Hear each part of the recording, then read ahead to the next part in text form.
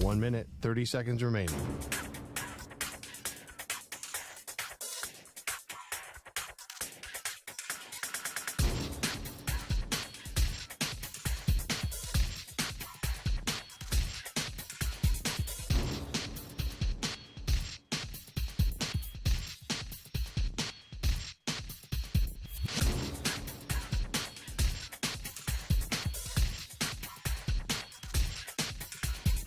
One minute remaining.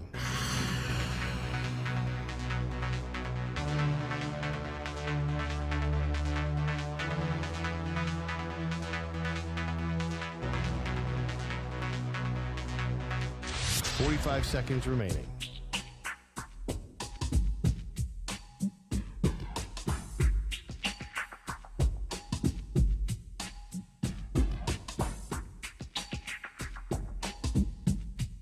Thirty seconds remaining.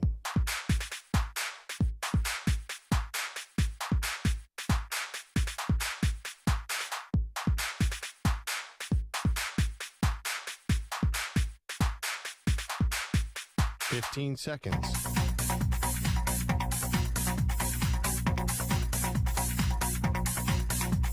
Break ends in 5 seconds.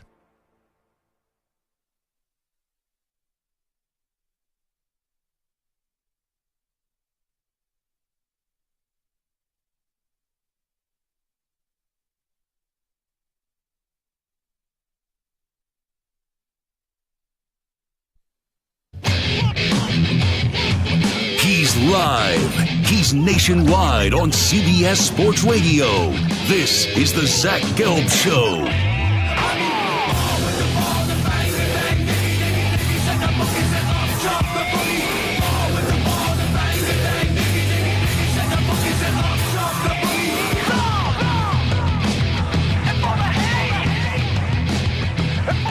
Here's your host, Zach Gelb.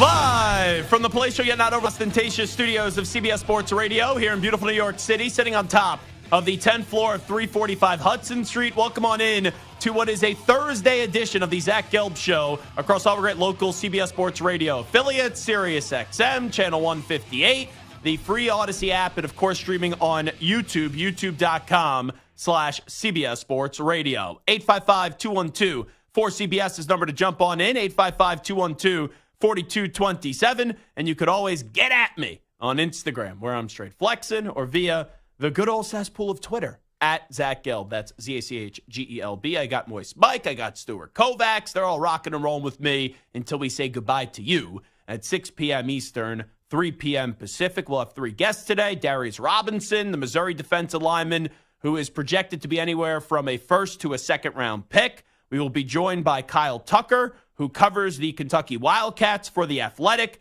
And then the final hour of the show, we will do a mock draft with Chris Trapasso, who covers the NFL draft and all the prospects for CBS Sports. So a whole lot to do today, but let's start with the somewhat surprising news out of Lexington.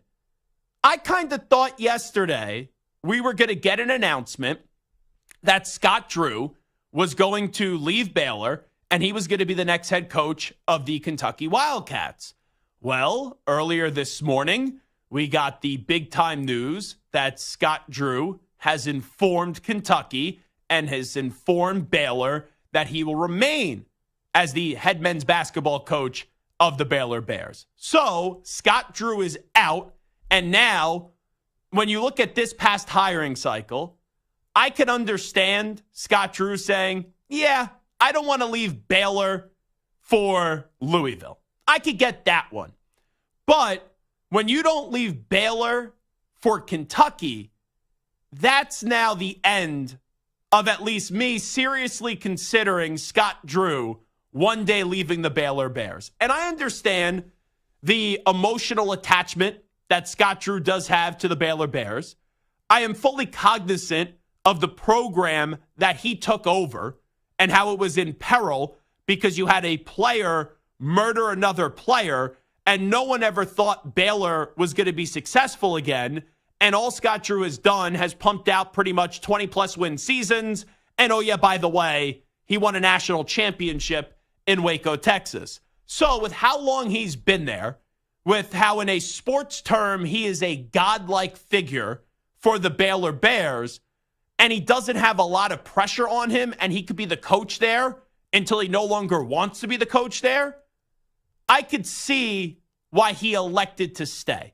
Personally, I was hoping he was going to go to Kentucky, even with some loud vocal minority fans that were basically of the Wildcats saying they're too good for Scott Drew. And like, oh, Scott Drew, why the heck are you going to bring him? He has a vanilla personality, which I rolled my eyes, and I think I've made my opinions on Scott Drew potentially succeeding at Kentucky very clear over the last few days. So Scott Drew is out, and now all the pressure is on the AD Mitch Barnhart to see who he's going to land and who is the big fish that is going to take the Kentucky job.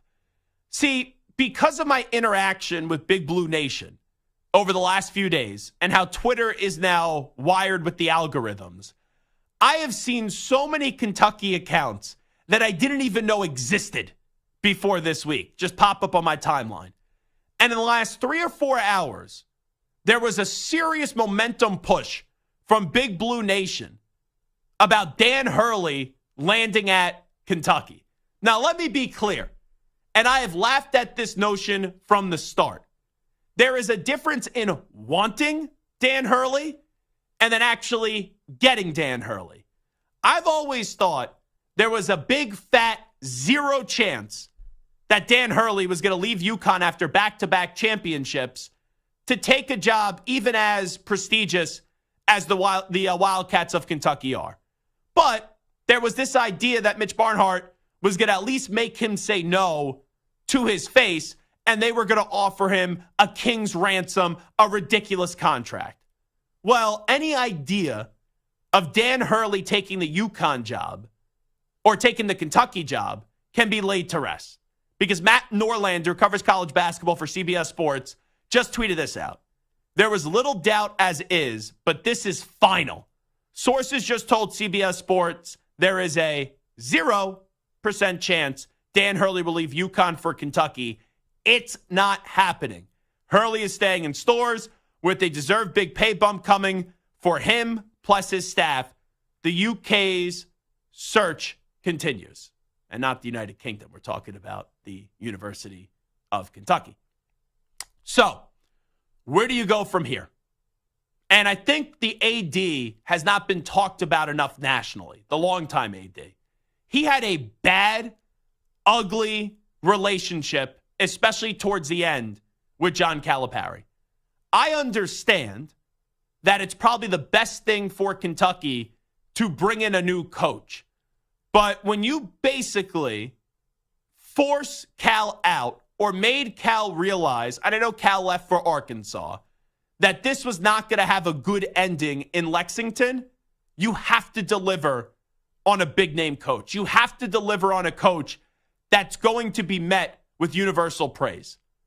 I know that some people were pushing back on Scott Drew. Scott Drew would have been a home run hire.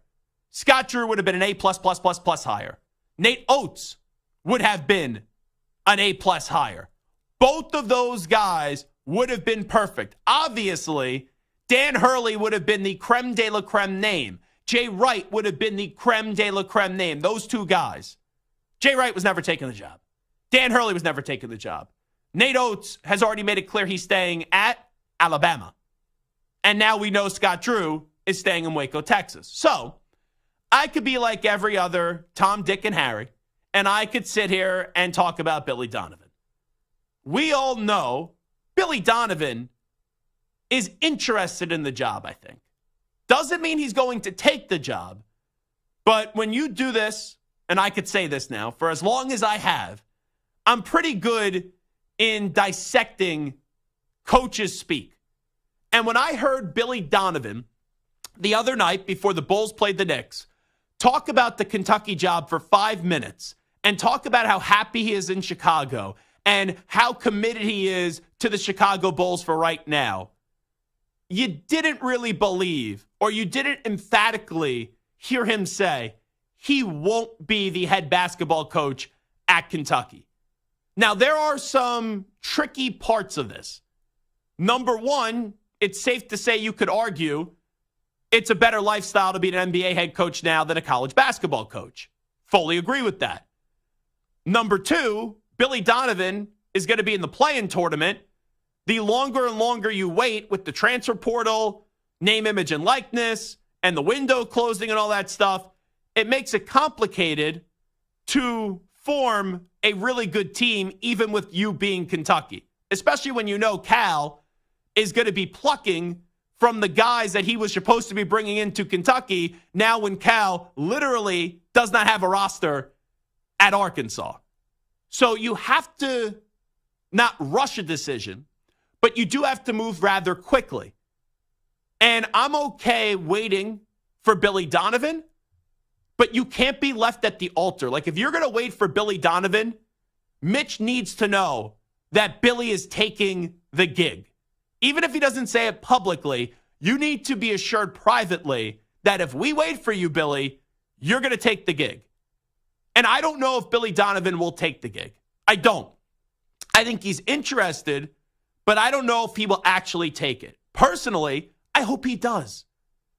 Because Billy Donovan isn't winning squat in the NBA. He's not winning a championship. We know that this was his first assistant job in college, was at Kentucky all those years ago, and he's been, right, the hot name for Kentucky in the past. But this will be the last time Billy Donovan will be a hot name for Kentucky. So Billy has to ask himself this, assuming the Wildcats come calling. Can I live with myself saying no? Because if you say no, they're not going to come calling again, because your ship, even though as great as you've been, being a two-time national winning coach, a national championship winning coach at Florida, the older you get and how many times you turn them down, there's not going to be a fourth or a fifth time to turn them down. So if you're fine with the Kentucky ship sailing and you not being a part of it as the head coach, then you turn them down. But I don't know if he'll be able to say no. So I don't really have a great feel one way or another if Billy Donovan's going to be the coach. But I asked this to Matt Jones from Kentucky Sports Radio earlier in the week. And I said, Matt, just, entertain me here for a second. We know Jay Wright's not coming. We know Dan Hurley's not coming. Let's say Scott Drew and Billy Donovan both pass up on the job. Who does then Kentucky target? And Matt said that he's heard that Sean Miller could be a name of interest. He also said that another potential name of interest could be Shaka Smart. He even talked about Tommy Lloyd from Arizona as well, and Chris Beard, who's currently at Ole Miss. I'll give another name. And I will say that this should be the next Kentucky coach if Billy Donovan says no. And it's Bruce Pearl. Bruce Pearl has the exuberant, big-time feel that Kentucky needs. He has had an enormous amount of success in college basketball. I know he had scandals, right? That's well documented. But since getting to Auburn, he did take them to a Final Four. And don't tell me just because Bruce Pearl is at Auburn doesn't mean he can't jump ship in the SEC. We just had Cal go from Kentucky to Arkansas. So if Cal could go from Kentucky to Arkansas, Bruce Pearl can absolutely, positively go from Auburn to Kentucky. And I would just assume, and you know what happens when you assume, but if Bruce Pearl gets a call from Kentucky and they say, Coach Pearl, we want to make you the next men's basketball coach at Kentucky, I don't think he's saying no. I don't think he's saying no whatsoever. So as we see this search playing on out, Jay Wright, no. Dan Hurley, no. Nate Oates, out. Scott Drew, out. If Billy Donovan doesn't get offered the gig, or if Billy Donovan says, I'm staying with Chicago, this then creates a crazy search. And that next name that I would call on up would be Bruce Pearl. But man, it's crazy how we're even at this right now, where you knew that Dan Hurley and Jay Wright weren't serious candidates. I thought Nate Oates would be in play. Nate Oates said, thanks, but no thanks. Scott Drew was the surprising domino. And we are one domino away And we don't know what's fan interest and what's reality from Billy Donovan being out. And think about that. That would be the 5 most highly coveted names, realistic or not, for Kentucky. And when you get into them, what would be the 6th name, you could give me a bevy of answers. Because like Matt said, he talked about Sean Miller, Tommy Lloyd, Shaka Smart, Chris Beard. He didn't even mention Bruce Pearl. I'm mentioning Bruce Pearl. So Kentucky, we all know, is a major job. But the candidates right now that we thought would be major candidates are all like, thanks, but no thanks. So it looks ugly right now, but that's because you don't know who the guy is. But ultimately, Mitch is going to be judged, even though he's been there for a long time, based on this hire. Because it ended ugly with Cal, even though it was best to move on from Cal, and Cal did you a favor. You can't just hire Joe Schmo here. And right now, Kentucky is on the dating app. And people look at Kentucky, and there's a few coaches that you thought, okay, like we know Kentucky's the good-looking person on the dating app. You thought there'd be a few other coaches that would be swiping right? They'd be swiping, yes, I'm in on Kentucky. Instead, they're swiping the other way. And now we're going to have to wait and see who ends up matching with Kentucky. And that, to me, is fascinating. Samter, go ahead. So why do you think why all these coaches are saying no to Kentucky? Someone in the newsroom earlier said to me that Kentucky's basically the Alabama of college basketball. They're probably the bluest of the blue bloods. Like, if you think about the number 1 program in all of college basketball, you think UNC, you think Kansas, you think Duke, you think UConn, you think Kentucky. But I think Kentucky, from the history and the fan base, Kentucky might be like the number 1 program in all of college basketball. So here's the thing. Why are all these guys saying no? 2 things. I'll answer on the back end, but let me just say this from the front. I understand what you're saying, Kentucky and Alabama, but Kentucky hasn't had the recent success. Like when Alabama was open with Nick Saban, they're coming off this great run that was still humming. But for Kentucky, they haven't won a championship in their standard in a long time. Like Cal was there, 15 years? In year 3, he won his championship. And then a few years after that, got to another championship. Since then, they haven't been back to another championship game. So I don't know if that plays a factor into it, but it's really only one candidate that was realistic so far has said no. I think we can agree, right, Samter? Jay Wright wasn't realistic. Dan Hurley wasn't realistic. Actually, 2. And it depends on what you read with the reporting on Nate Oates. So really, the 2 names that we thought could have been in play and that were legit candidates, Nate Oates and then Scott Drew. Scott Drew said no, and whether Nate Oates' no was actually with interest of Kentucky or not, we don't know. But now it's okay. If you don't get Billy Donovan, then you got to go to the next tier. And you should be able to get the top name in the next tier. And for me, that would be Bruce Pearl. All right, it is Zach Gelb Show on CBS Sports Radio. We gear up for the NFL Draft, which is 2 weeks away. Darius Robinson had a fantastic season at Missouri, and he's going to join us when we return in 5 minutes.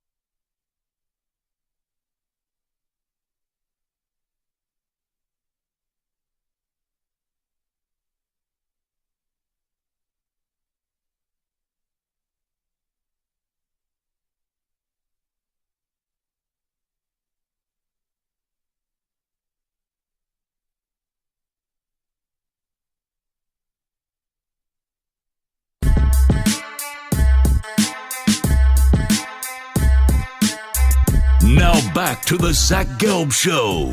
Missouri football had a heck of a year this past season, and a big reason why is because of their defensive star Darius Robinson.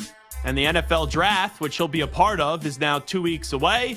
And he's kind enough to join us right now on the Zach Gelb Show on CBS Sports Radio. Darius, appreciate the time. Thanks so much for doing this. How you been? I've been great, man. How are you doing? Well, I'm doing fantastic. So we're 2 weeks away from the first round of the NFL draft. I see your name keep on popping up in a bunch of the mock drafts that I read to be a first-round pick. Just take me through the emotions that you're feeling as this NFL dream becomes a reality 2 weeks from now. Yeah, I'm just feeling really excited, but focusing on my process and each day when I'm working out and training, just be better than I was yesterday. Because, a lot of this stuff is out of my hands now, and I just control what I can control and just keep holding on to the rope. We got 14 more days, man. Is it weird? Because you were at Missouri for a while, and now you're getting ready to be an NFL player. Is it weird that the Missouri chapter is now officially over for you? Yeah, it's weird saying I used to go to Mizzou or former Missouri. Yeah, it's weird because Missouri will always be my home and my first love, honestly. And but yeah, Mizzou's been great to me, and I always tell people I'm from Michigan and I'm from Missouri. Well, the building process that you guys did go through the last few years was very special, and you put a little cherry on top of the sundae with how you guys finished off this season and the great season that it was. Just how do you kind of reflect, and how do you look through the hard work to make it possible to have a season that Mizzou just had this past year? Yeah, really, it starts with all my teammates. Everybody in the organization was committed to something to prove. That was our mindset all year, and each day we were bought in to be better than we were the day before, and that's why we were able to win 11 games and finish number 8 in the country. But it was a lot of hard work, a lot of tough seasons before, but like you said, glad we were able to finish strong. Darius Robinson here with us. So a lot of mock drafts have you as a first-round pick. I see some have you as a second-round pick. Let's pretend I'm a general manager right now with the first-round pick. Why should I be taking you coming up 2 Thursday nights from now? Yeah, you should take me because I'm the best defensive lineman in the draft. I could play a 0 from the 9, but better, I'm a better teammate. I'm a 2-time captain of my team, a low ego, high output guy, and is always going to put the team first. A lot of people talk about your versatility, and I know if I ask you, how do you envision yourself playing in the NFL, you'll probably tell me however the team that drafts me wants me to play. But ideally, if it was your choice, how do you kind of envision your role being in the NFL? Yeah, I would envision it in a 4-down front. I would like to play a 5 or play an end or come inside and play a 3 technique. But if we're playing a 3-down front, I like to play a 4-eye or I'll play a stand-up 9. So whatever the team needs me to do, I'm really hone myself on just being a technician. So it's all about the alignment doesn't really matter to me. It's about making sure my hands are always inside, playing with a high motor and being fast and violent. I'm just a football player, man. I love to compete. Love that answer. Darius Robinson here with us on the Zach Gelb Show. So your name really started to pop off at the Senior Bowl. Now, with all that being said, a lot of people knew who you were. Like if you were a college football fan and you watched Missouri and you saw the tape, we know the player that you could be. And that's why I can't stand a little bit about this draft process is, you go have a good Senior Bowl, you go have a good combine, then your name just goes all the way up on these draft boards where if people actually watch you, your name should have been there to begin with. So how do you kind of reflect and where, yeah, it's nice to get that praise, but I'm sure part of you is probably saying like, where's this praise been all these years? Yeah, I mean, that's the thing. Going to Mizzou, I don't know what Mizzou did to the world, but it just happens a lot of times. But nah, man, I just worry about being the best player I can be, man. Like I told you, I just stick to my process, and I knew over time and the national media attention, it'll take off. But that's why, for me, it's all about my process and working out, getting my runs and getting my D-line work in. So whatever opportunity I get, I'm willing to dominate, So that's all I think about, and just excited to see what team I end up on. Who have been some of the teams that you've had the most conversations with? Just wondering, Darius. Honestly, it's been a lot. I met with about pretty much everybody at the Senior Bowl. I had 18 formals at the combine, and I had 12 top 30 visits. So it's kind of a variety of different teams around the league, but just really excited to see how it plays out. I know you grew up in Michigan, like you said. I'm just wondering, what kind of football fan were you as a kid? Yeah, I don't know. It's a tough question because it's like whichever. For me, I never picked Michigan, Michigan State. It was honestly whoever was having the best year. Like I can think back to when Michigan State played Alabama in the Sugar Bowl. That was a big deal. And then, Michigan's always playing in a big bowl game. So honestly, whoever was the best team at the time, I was a fan of. Who are some guys just wondering in the league right now that you're close with that maybe, I guess that the right word would be mentor, that kind of mentor you through this process? Yeah, I'd say my best friend Isaiah McGuire. He's on the Cleveland Browns. He got drafted last year, and just seeing how he went through his process. And we actually had the same agent, so it kind of worked out great. And I also say I've recently heard from Max Crosby, who's definitely giving me a lot of feedback and a lot of things that I can continue to work on in my game, and continue to find ways to get better. Now, that's one of the best. That's pretty damn cool. How'd that connection start with Max Crosby? Yeah, it happened through my mentor, Rob Marinelli. He's a Hall of Fame legendary line coach. So then he introduced me to Max, and then we just always stayed in touch, and especially during this process. But it's just been a wonderful opportunity to be able to be in communication with a guy of that caliber. And that's why I said I'm just excited for this process. But at the end of the day, like the draft stuff is important, but I got to get back to my football skills and hone in on my process each and every day. How are you going to spend the draft? Just wondering. Yeah, I'll be at the draft. I got invited. It's down in my hometown, so I'll be at the draft, and we'll see how everything plays out. But I'm very excited. That's pretty cool, right? With the draft being in Detroit, and let's assume you hear your name in the first round. Like, I can't even imagine how you kind of keep calm in the next 2 weeks with that buildup and being able to have your family all in attendance. Yeah, that's why I say, man, I just got to keep working out and keep my mind off of it. It can go really well. Well, no matter what happens, first, second round, it's going to be a blessing to be invited to the venue or the opportunity. But, that is the goal, to hear my name on day one. But just excited and just try not to overthink it. But it's going to definitely, when I get there, really sink in. And, I'm really here in my hometown. In your college career, I'm sure you're always confident you could make it to the NFL one day. But to potentially be a first-round pick, when was the first time that kind of floated into your head? Okay, there's a serious chance I could be one of the first 32 picks in the draft. Honestly, after my fourth year, I thought about leaving school, but I knew if I was going to come back, I was going to come back and be the best player in my position group and really buy into that mindset each and every day. And through spring ball, fall camp, and then as the season, I feel like each time people watch me, just keep getting better and better. And that's all my goal, be better than I was the day before. So, like I said, I knew it was a reality probably at the beginning of this, when I decided to come back to school. So January of 2024. Let me keep it in the SEC with you, Darius Robinson. Jaden Daniels, what is it like going up against him and preparing for him? Yeah, he's the best player in the draft right now, honestly. He's the best player I ever played against. You watch the tape, he do everything he want to do. So he's a great player. You think he's better than Caleb Williams? I don't think it's Caleb Williams, but I have been in SEC for 5 years, and I can't compare Jaden to anybody else. So if we say the SEC is the best conference in football, then I think that kind of answers it. But at the same time, Caleb Williams is like Caleb Williams. So, and I might be teammates with one of these guys. So, but I play against Jaden Daniels, so I know. I know about it. We know the arm that he has, and then he could also kill you with his legs too. Just that experience when you're in a locker room trying to prepare for him. What's going through your mind to try to slow him down and contain him? Basically rush with vision, get after. If you watch the LSU tape, I had a lot of good rushes, but he seen me and it was just too late. Took off, but you got to contain him in the rush. Find ways to win. The teams that beat them, I'd be curious to watch their tape and see how they played them, but I feel like we had a great game plan. He just beat us, so it's okay. We live and learn, and hopefully I can either be on his team or get another tackle or a sack against him, but just really excited for this opportunity for the both of us. Well, good luck. Appreciate the time today. Thanks so much, and we'll catch up with you again soon. Yes, sir. Thank you so much. You got it. There he is. Darius Robinson had a monster career at Missouri as that program is now in a good spot, and we can't wait to see where his name's going to be called in the draft. 855-212-4CBS, 855-212-4227. We did start the show talking about Scott Drew not leaving Baylor to take the Kentucky job. He's going to stay with the Baylor Bears. Now we're wondering who's going to be the next head coach of Kentucky.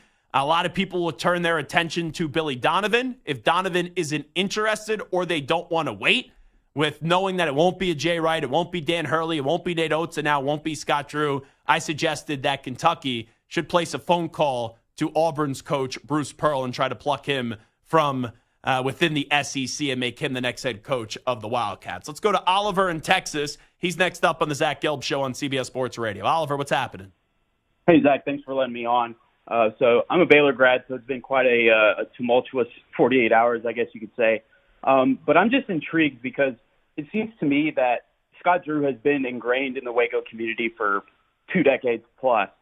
So my question to you is, do you think that this is more of a testament to what Baylor has done as a program to get themselves back onto the national powerhouse level, or is this a testament to what Kentucky is doing and how this is kind of a bad look for them that Scott Drew turned them down for Waco? Do you think it's more of a testament to Waco or more of a testament to Lexington?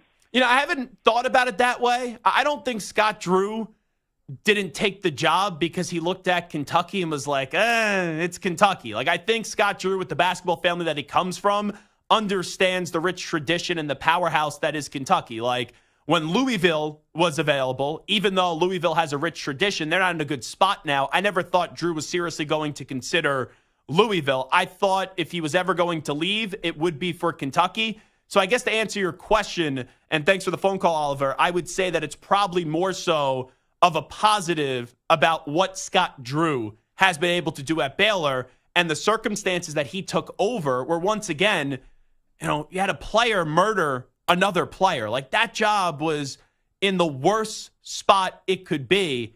And for him to come in and to not only save the program, but then consistently win 20-plus games a year with not the greatest of resources, and to be able to win a championship, that's tough when you put in 20 years of work.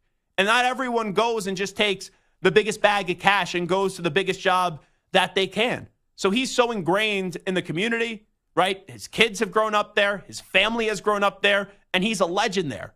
It's not easy to leave. But now I will say, I don't consider Scott Drew a candidate for any other job now.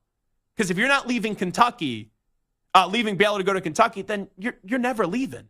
Unless things get really ugly. But I don't think things will ever get really ugly in Baylor where people are going to say, oh, let's fire Scott Drew because what he's done for that university. All right, it is Zach Gelb Show on CBS Sports Radio. We'll take a time out. When we come on back, the GOAT, Tom Brady, is hinting already at a return to the NFL.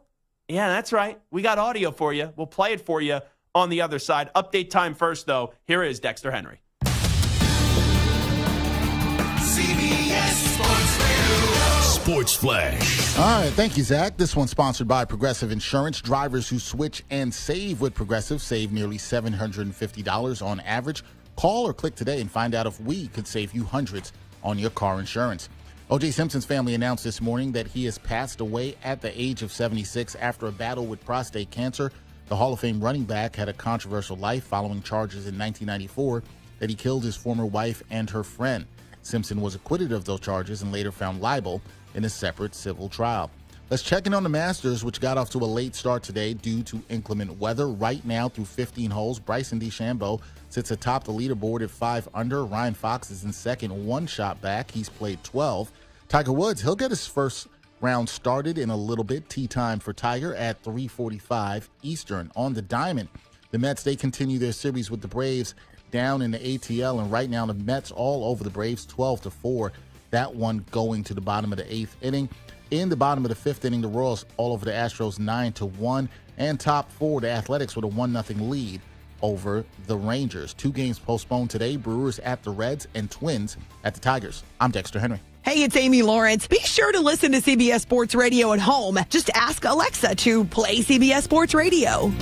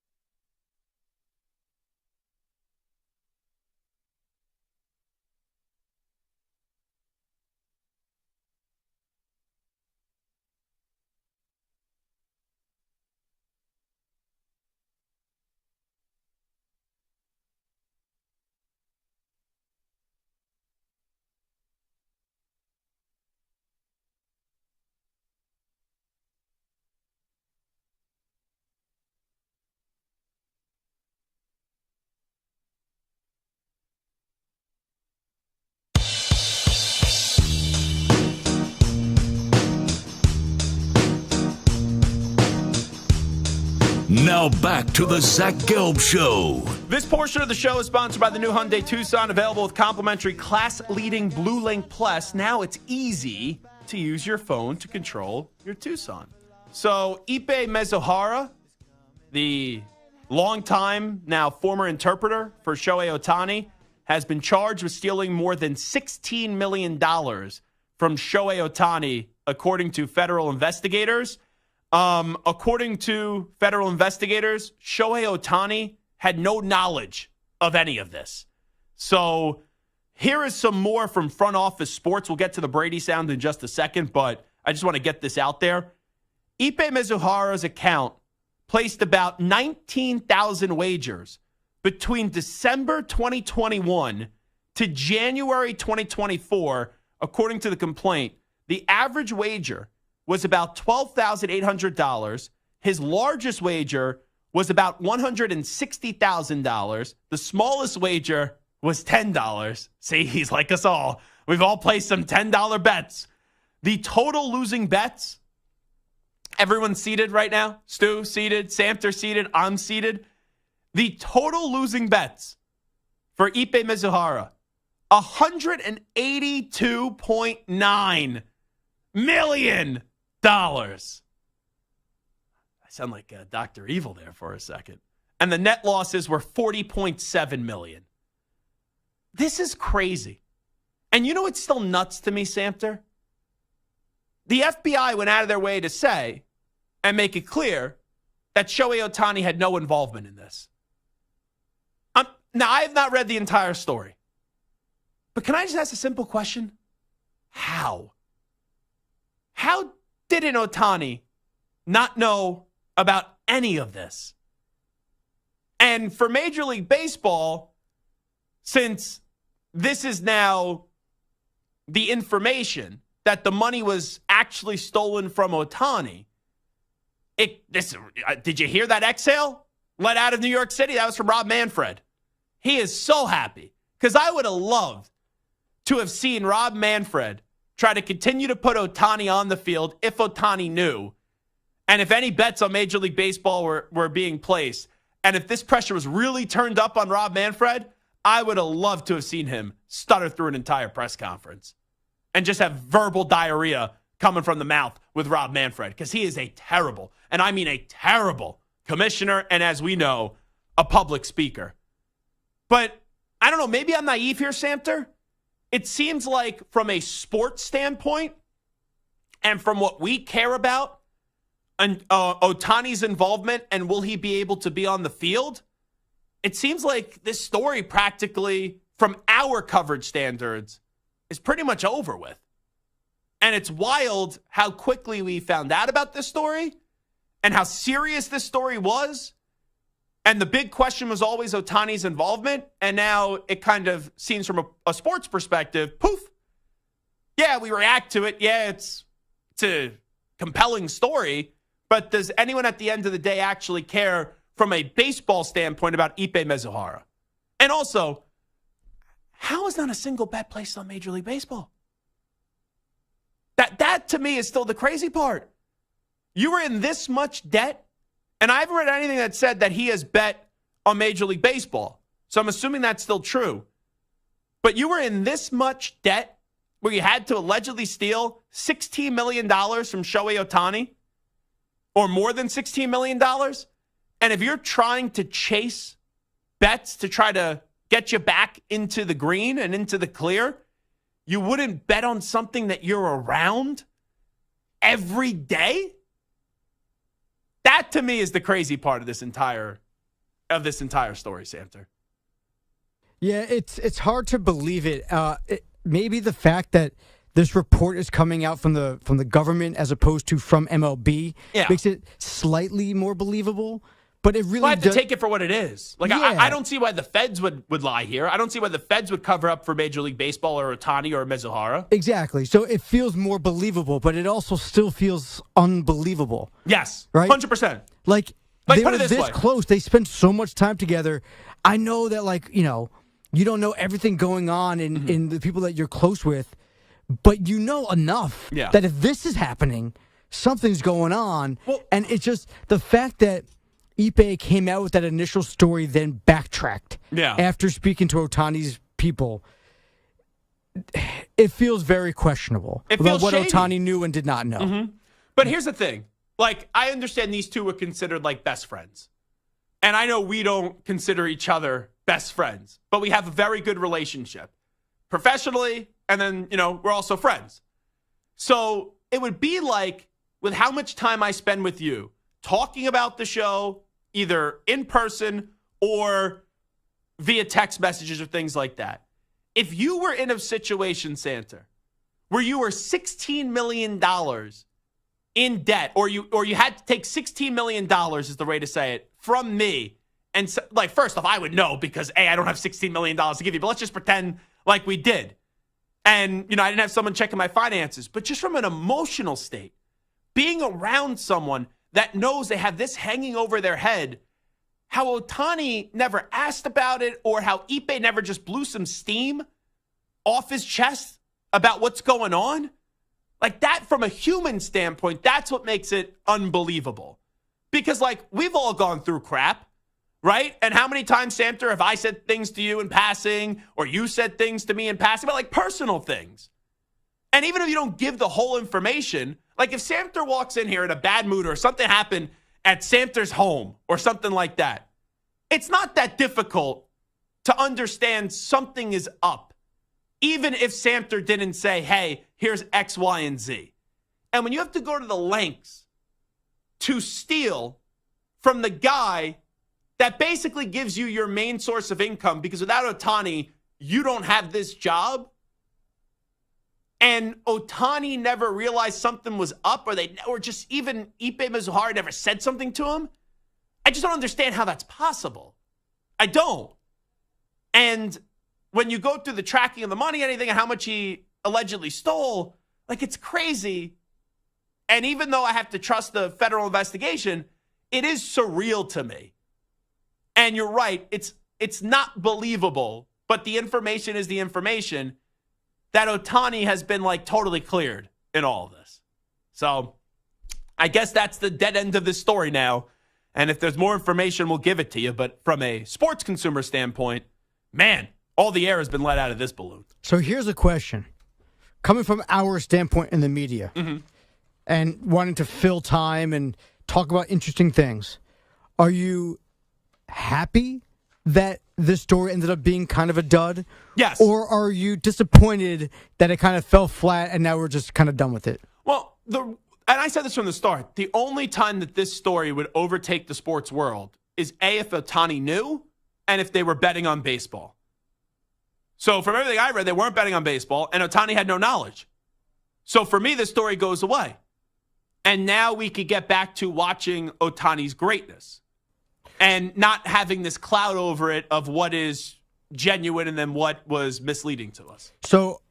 So I guess my question is watching Ohtani's greatness more interesting and entertaining for you than talking about the fall of Ohtani? Well, I'm not sitting here and I don't want to sit here and root for Shohei Ohtani to be throwing games. Who's the guy?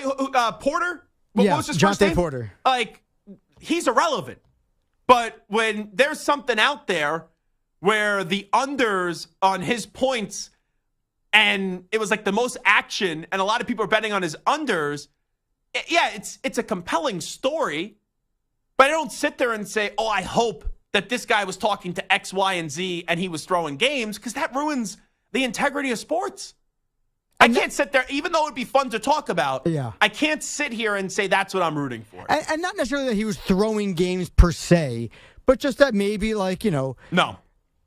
Banned or suspended or something major happening. No, because it sucked for baseball. Yeah. Baseball has enough marketing problems as it is. For baseball. I think it would have been great for us.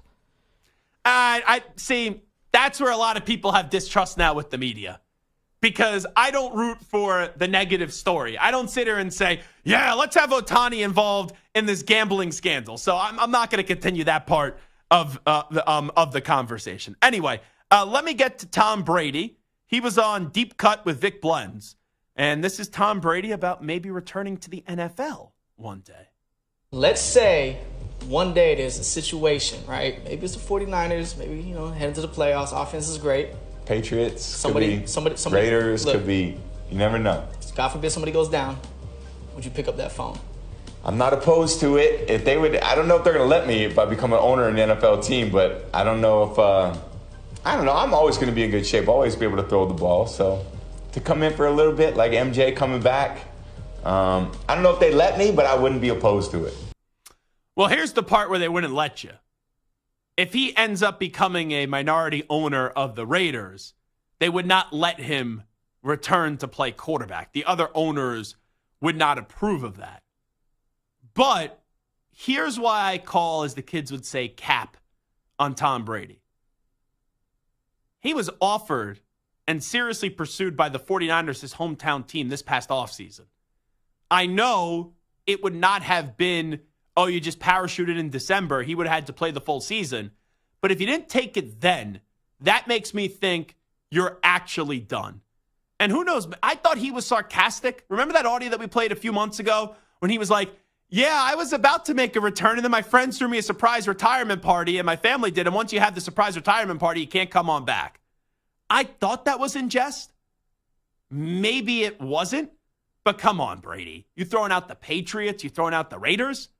Like, the Patriots are going to be nowhere close to contention. Stu, we don't even know the Raiders quarterback. Gardner Minshew? Like, come on. I know he had a successful season this past year, but give me a break. But a team like the 49ers or the Eagles, like they lose their quarterback in December and they give him a call, yeah, I guess he would consider it. But I have already come to the line of thinking, and I've already gone to this place that Tom Brady's playing days are over. They're done, and they're finished. But him entertaining that, actually, it annoys me. Even being the biggest Tom Brady fan on the planet and him being my favorite athlete of all time, it's like, stop with the drama here. You retired, you came back, and then you retired. TB12, it's over. You're done.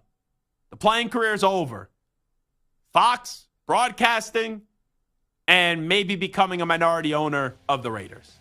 And then doing all the business ventures that you have with all those fancy schmancy smoothies that you recommend people to drink.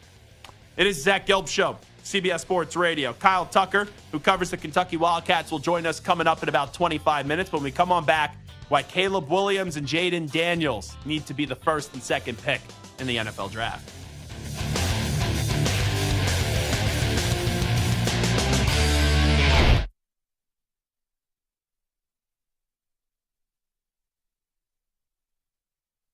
You're in a 5-minute break.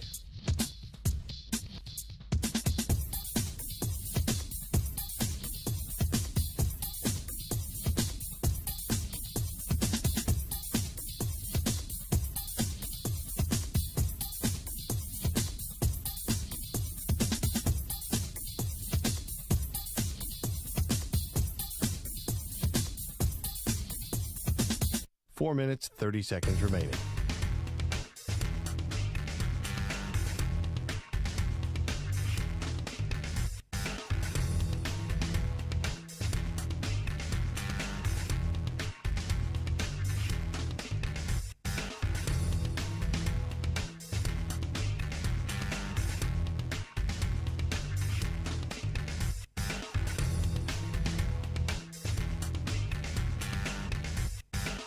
Four minutes remaining.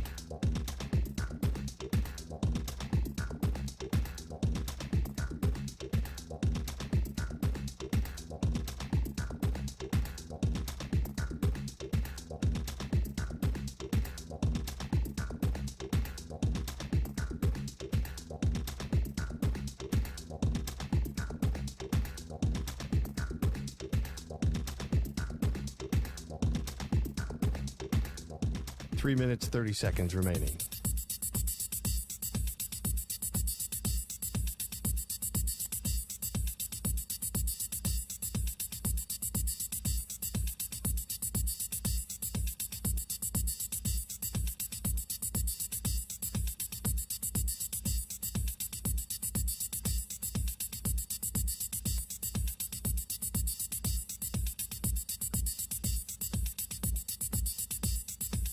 3 minutes remaining.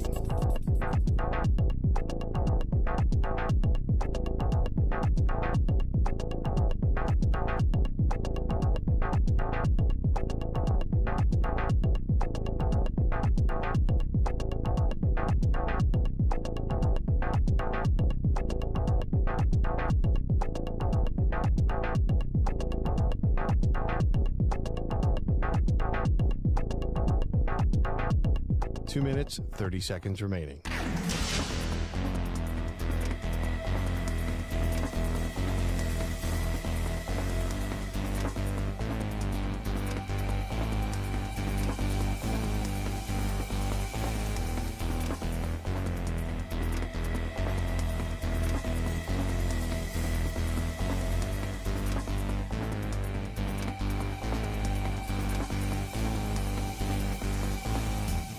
Two minutes remaining.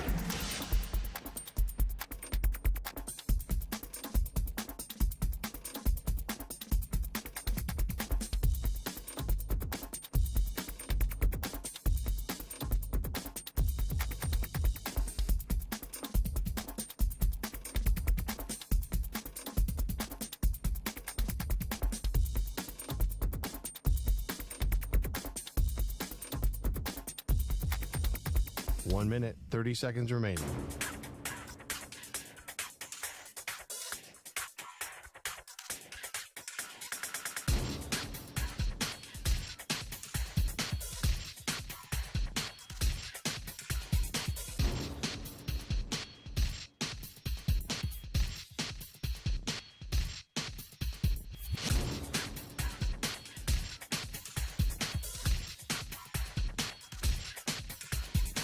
One minute remaining.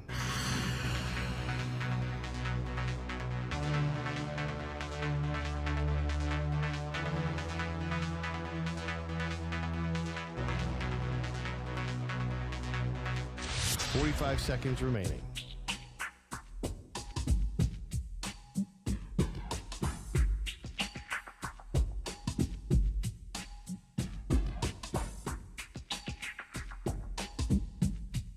Thirty seconds remaining.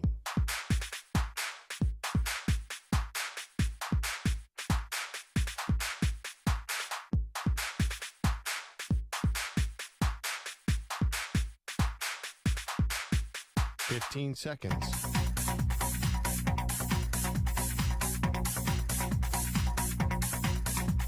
Break ends in 5 seconds.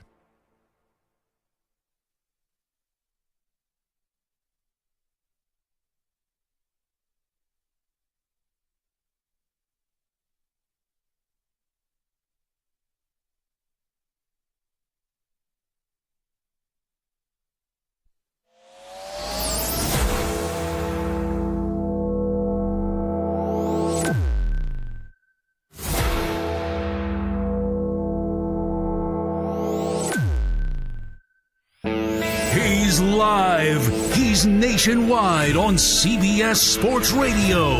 This is the Zach Gelb Show. Alrighty, how we doing? It is the Zach Gelb Show, CBS Sports Radio. Kyle Tucker, who covers the Kentucky Wildcats for The Athletic, he's going to stop by 20 minutes from now. One note on the Kentucky coaching search. You know this now that Scott Drew said no today. Adam Zagoria, who covers college basketball for a long time, he said he just got this text from one coach. It's getting embarrassing. Danny, no. Nate, no. Scott, no. People understand how difficult that job is, and they don't want to follow Cal. I don't think that's a fair representation, though. Like, Danny Hurley was never leaving UConn to go to Kentucky. If this was after the first championship, maybe. But when you have won back-to-back championships, you are now the face of college basketball, and you are the head honcho of the most successful program in the last 30 years in college basketball. I don't care what Kentucky has been and what Kentucky will continue to be. You're not leaving if you're Danny Hurley. So that's not embarrassing that Dan Hurley said no. If anything, it's the proper due diligence from Kentucky to make sure that he says no. Like Jay Wright gets thrown out there. Jay Wright should always get thrown out there. Jay Wright's not coming back to coach college basketball. Nate Oates, all right, he says no. Is that really embarrassing? Scott Drew says no. Is that really embarrassing? I don't think so. Look what Scott Drew has built at Baylor. I think sometimes people just get so obsessed because we see it in so many different situations on what's the bigger job and what's the money. But Scott Drew is very happy at Baylor. He listened out of respect to Kentucky and Mitch Barnhart. He listened. He seriously considered it. But ultimately, he didn't think it was the best decision for him. Is that embarrassing? I don't think so. And what, should they not call Billy Donovan because there's a chance Billy Donovan wants to stay with the Chicago Bulls? Like, you got to swing big. You are Kentucky basketball. So, with Danny Hurley saying no, however it was with Nate Oates, Scott Drew saying no, I wouldn't call this search embarrassing, but you do sit back and you go, well, who is it going to be? And the big name that some people had, it may not be that. Like I said from the start of this search, realistic options, big names. The three realistic options that were all massive names in their own right in different levels. Obviously, Nate Oates, Scott Drew, and then Billy Donovan. Did I think all three of those guys would say no? I did not. Now, Billy Donovan still hasn't said no. But Nate Oates, out. Scott Drew, out. So, if Billy Donovan says no, I'm not going to say it's embarrassing. It's just a better lifestyle right now to be an NBA head coach than it is to be a college coach. And Billy Donovan, by the way, already has cemented his legacy in college basketball. He has won 2 championships, back-to-back, if you forgot, at Florida. He doesn't need to rush back to college basketball. And this is a job, obviously, that he has great respect for. So I don't think embarrassing is the right word. It's just surprising. Because now, as long as Billy Donovan doesn't have interest or says no, you're then getting into the next tier of names. From who I threw out there, Bruce Pearl, Sean Miller. You have some other names, Tommy Lloyd. So you go through those. How many of those names would be embarrassing? Like Sean Miller, I don't think it's an embarrassing name. I don't think it's a bad name, but it seems like a B hire. Seems like a B plus hire. Tommy Lloyd has had 3 really good regular seasons. He's had disappointing NCAA tournament results. Shaka Smart, I like Shaka's energy. He's done a good job at Marquette, but when he got the big job in Texas, he didn't succeed. Chris Beard comes with a lot of baggage, obviously. Now, we know the guy's a heck of a coach, but there's a reason why he's no longer at Texas. And we know what he did at Texas Tech. So I look at the names out there.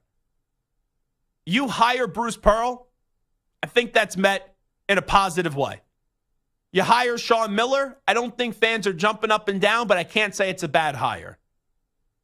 Chris Beard, you're going to take some criticism, but he is coaching now. And fair or not, what was alleged, he's moved past, right? He's been coaching now at Ole Miss. But I don't think Chris Beard, Shaka Smart, or Tommy Lloyd should be the hires. Like, I don't think that would be met with a big positive reaction. Beard is a good coach, though. And we all know at Texas Tech, he had that team in a Final Four. And no one thought that was going to be the case. So I look at the next tier of names, assuming it's not Donovan, then it gets a little murky. But I still think you hire Bruce Pearl. And I know he had the show clause and everything like that. But I'm not sitting here and saying, oh, wow, Bruce Pearl would be this bad hire. It's just unexpected. Doesn't mean it's embarrassing, but it's unexpected that the three realistic names, Oates, Scott Drew, both didn't happen. And now, if Billy Donovan doesn't happen, it's not like I could say that my jaw is going to hit the floor. But you just got to pivot to the next guy. Now, here becomes a conversation, really, Samter. You don't get, let's say, Nate Oates. You obviously didn't get Dan Hurley. You didn't get Scott Drew. Billy Donovan says no. Should they have just kept John Calipari? Should they just have made sure that John Calipari stayed in Lexington? Because when you get to that category, and I'm fully understanding that I was someone that said this era needed to end in Lexington right after the Oakland loss. I thought this needed to be it. I didn't think Cal was going to win another championship at Kentucky. So I thought it was best to move on now than to wait another year or two, and especially when he leaves on his own accord and you don't have to pay the $33, $34 million, that helps you. But if you're bringing in Tommy Lloyd, Shaka Smart, Chris Beard, Sean Miller, the next tier of guys, I'm sure you will hear a lot from Big Blue Nation that are like, maybe, even though we were very critical of Cal, and maybe a lot of us wanted the Cal era to end, maybe we didn't really appreciate and understand how good that we did have it, even in some tough times. I think that people are going to realize that no matter who they bring in. Listen, Scott Drew's great. Nate Oates is great. But I honestly feel like once Cal leaves, you're going to realize, man, like, we had one of the best coaches in the country, and we didn't appreciate. I know he fell short in the tournament, but like, he's a good coach who brought in star players and a lot of money to that program. So I think no matter who you brought in, they're going to feel that kind of sting. Well, let me just throw this out there. If you bring in Sean Miller, Tommy Lloyd, Shaka Smart, Chris Beard, or Bruce Pearl, is there any name on that list that doesn't make you say, hey, we should have kept Cal? No, I think any one of those guys who had success at other and like Sean Miller's had success at Arizona. Tommy Lloyd, I know they fell flat this year, but success at Arizona. Regular season, yeah. Yeah. So, like, these are all guys who've had success at big programs. Chris Beard had success everywhere he's been before the accusations and everything. So, at the end of the day, every one of those guys, I think, will do great at Kentucky. You know who's the name? It's the name that I've been saying. Bruce Pearl. Yeah, I think Bruce Pearl will be great. Because Bruce Pearl, we talk about the big-time swagger, a lot of the Kentucky, like why Kentucky fans, some of them did not want Scott Drew. They didn't think he had enough swagger.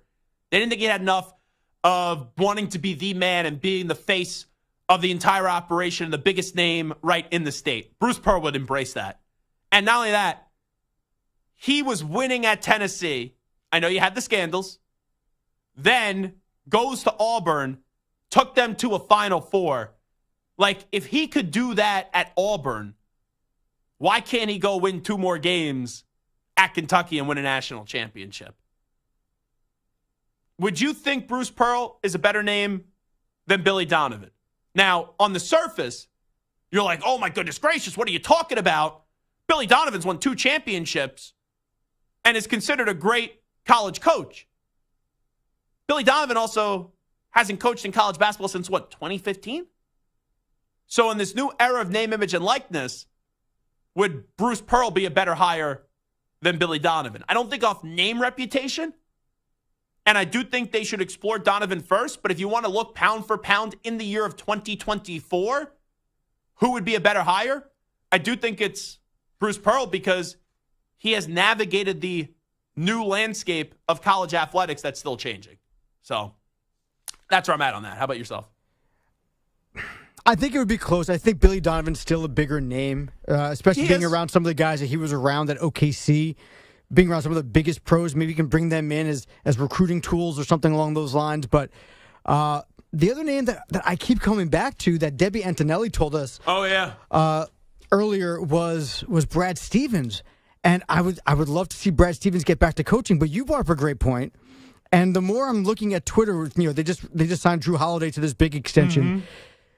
What he's done as a GM of the Celtics is nothing short of amazing. Like he's been good. He still hasn't won a championship. They got a lot of but- talent there. You got to win a championship. Sure, but like he took a team that was. They had some salary cap issues. They had a coaching issue. Mm-hmm. They were right there in the cusp, but they just need to get over the top. And he has done. Survived the Ime Udoka mess. Yes. He has done a masterful job with what he's done. What? He's done a good job. This is where I'm not someone that goes great, masterful. Here's why Brad Stevens. I'm saying masterful with full knowing that I'm using that word. He's done a masterful job with what he's turned these players into. What he turned Marcus Smart into Porzingis, and what he did with all these other guys and getting Drew Holiday. He's done a great job so far. Let's see if you win a championship. You got to win a championship, especially with how open it is this year. But here's what I'll say. I don't think there's a shot Brad Stevens considers it. Brad Stevens right now has an NBA job where he doesn't have to go through the stress of coaching. And I'm sure there is stress with running the organization, but he's out of the spotlight. Think about that. You get paid a great amount of money. You get to run a historic franchise that you were once the coach of, and you didn't win a championship, but you are the face of the organization, but you don't have to deal with all the crap that usually a face of an organization would. Like, if he's still coaching, he's got to talk every day. But now he doesn't. That, to me, we all would love a job like that, where it's not as stressful as previous jobs that you've had. You get paid a king's ransom, and you get to control everything that you want. That, to me, is a great job. I'm not leaving that for Kentucky. He's getting good money. Now, when he first signed with the Celtics, it was 6 years, $22 million. So he was getting less than $4 million a year when he first signed with the Celtics in 2013. Now, I'm sure he's gotten raises since then. He's gotten extensions. But now that he's front office, he's, let's say he's making $5, $6, $7 million. I don't know what he's making. I'm still sure that he probably makes the same as when he was coaching, if not more. Right. So what he was making was $4 to $5 million as a coach. So he's probably making around $4 or $5 million, maybe $6 million. He could be getting up to $15 million. So yes, he has this great cushy job where he's not in front of the media. He doesn't have that same level of pressure. But he could triple his salary. That's a big deal, right? Like if I have to take a job that's a little bit more stressful, maybe a lot more stressful, but I'm getting triple the pay, you know what? I'm taking that damn money. Yeah, but I don't think it's easy for you to say that. I don't think Brad Stevens has a desire to coach. I don't. And I said this to you when Debbie Antonelli said this. When he left, or however you want to say how that did go down, I think his desire, when you get a taste of the other life, and it's different just coaching in the NBA or coaching in college. Like, that's a different conversation. When you get to become someone that runs the organization, it's a different lifestyle. And I think that component gets lost in it. And we've seen other schools make runs at Brad Stevens before. I don't think there's a dollar figure out there that Brad Stevens is leaving to return to coaching in college. NBA, maybe one day, but in college, no. As long as Wick wants him running that Celtics team, he's running that Celtics team. All righty. It is Zach Gelb Show on CBS Sports Radio. Kyle Tucker is going to join us when we return. He writes for The Athletic for covering the Kentucky Wildcats. We'll get into this conversation later in the show, why the NFL needs Caleb Williams and Jaden Daniels to be stars. And I have a big reason because of that. But when we return, let's delve into all this chaos of Kentucky with Kyle Tucker.